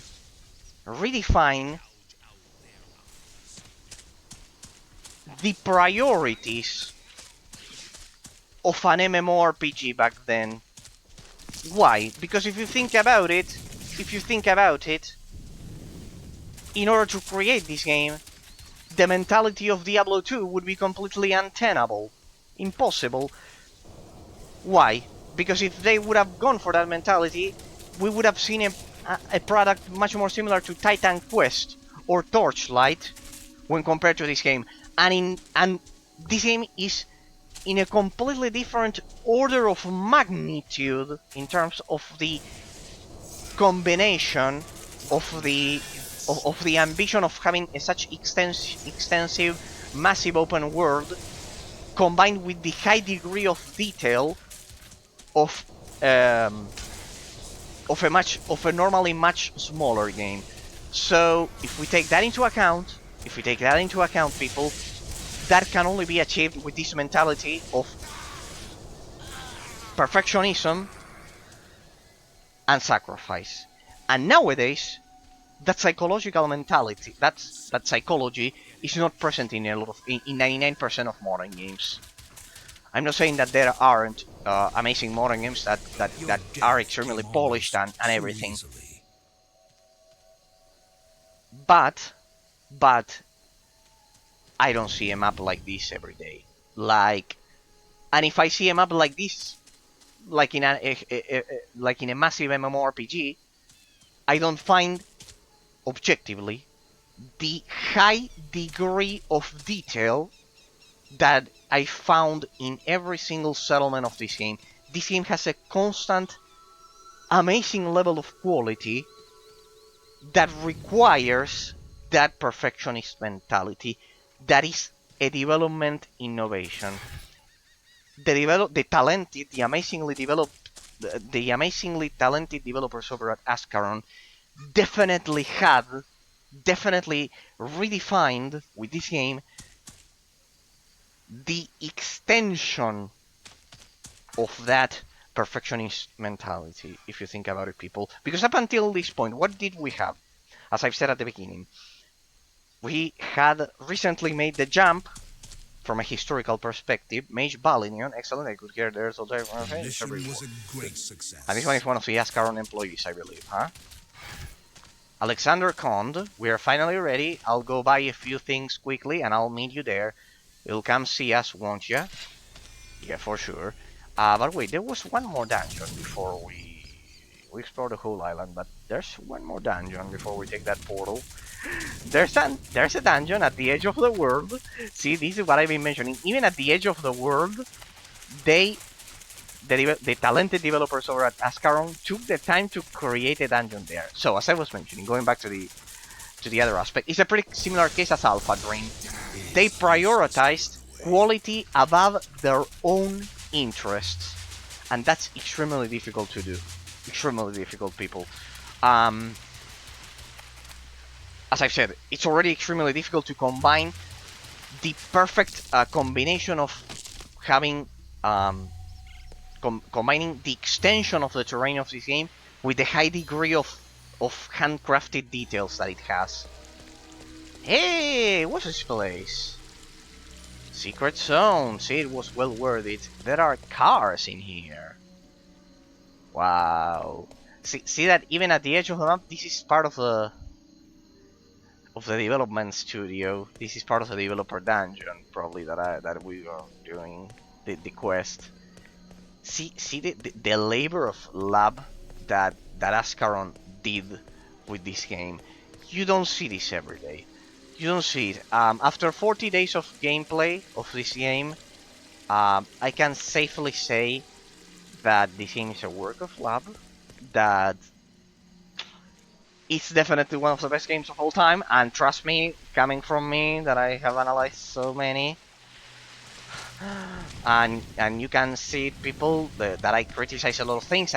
Even here I criticize the fact that you couldn't target the ground as part of the area of effect attacks, and of course the crashes with the memory leak. But even with that in mind,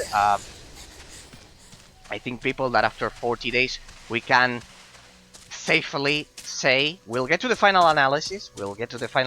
In which I will once again go over all of the things that Sacred 2 has, all of the amazing aspects that it has. But we can safely say by now, and it sends you back here. Alright, so we've explored the two islands there. Good, I want to explore this one. Question is, where's the entrance? But fortunately, I conveniently left that monolith there. We can safely say that this is one of the best games of all time. By now, after 40 days, I can say it. I've been waiting to analyze all of the aspects and everything, but because, as I've said, because of how precisely this is the aspect that impacted me the most, besides the perfect sense of progression on the player, besides the metaphysical analysis that I always do. If you watch previous streams, people, you will understand. For followers of the channel, you know what I mean. Besides all of the metaphysical analysis that I did and everything, gameplay, level design, everything, besides all of that, I wanted to add a final element. We'll get to the final analysis eventually. We'll finish the game and get to the final, to our glorious final analysis. It'll take me 3 hours or so. But just like I mentioned it for Avenka's Rise of the Mage, just like I mentioned it for Shadows Awakening, this game is a synonym of excellence. Because of what I've said, I want to get to the cause of why the developers over at Ascaron could achieve such an amazing degree of perfection. Because clearly there's a philosophy, a development philosophy of prioritizing quality above all else. And you must be thinking, Eraser, that's what all developers do. That's pretty much what all developers do at the end of the day. That's what everyone wants when they develop a game. It's common ground. I would assure you it's not. Why? Because as I've said, in a lot of cases, both modern and from the early 2000s,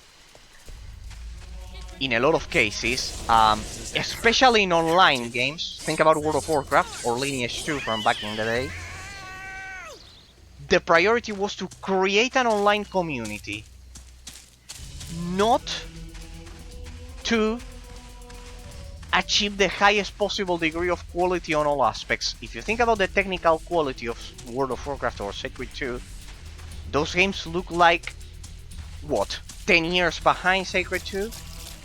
10 years behind Sacred 2, pretty much. World of Warcraft. Even with a lot of updates, they look worse than this game. The technical aspect is good at showing you that the philosophy of creating an online game usually is to care about the online community rather than the technical quality above all else, because it will be that will ensure that your game survives for a lot of time. Here, they took the time to create an offline and online division, which is extremely difficult because I don't know if you know how it works, people, but definitely this game is basically launching a server, a reverse engineered server, essentially, when it's working. Just like I reverse MMORPG, so I know what I'm talking about, trust me. So, definitely, the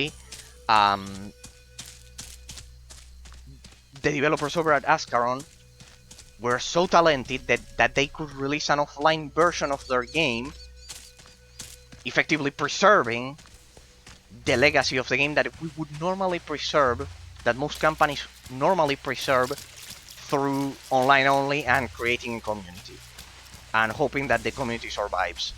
Here, they reverse engineered their own server, quite probably, because they were trying to achieve perfection. And that's a philosophical mentality that we don't stumble upon nowadays. Which is the last MMORPG that you stumble upon that tried to preserve its legacy by releasing an offline patch? It's quite unusual, and at the same time incorporate bleeding edge graphics to their game and physics that were not common back in the day like this one. Almost none. We are reducing it even further. So at the end of the day, we end up getting a unique result.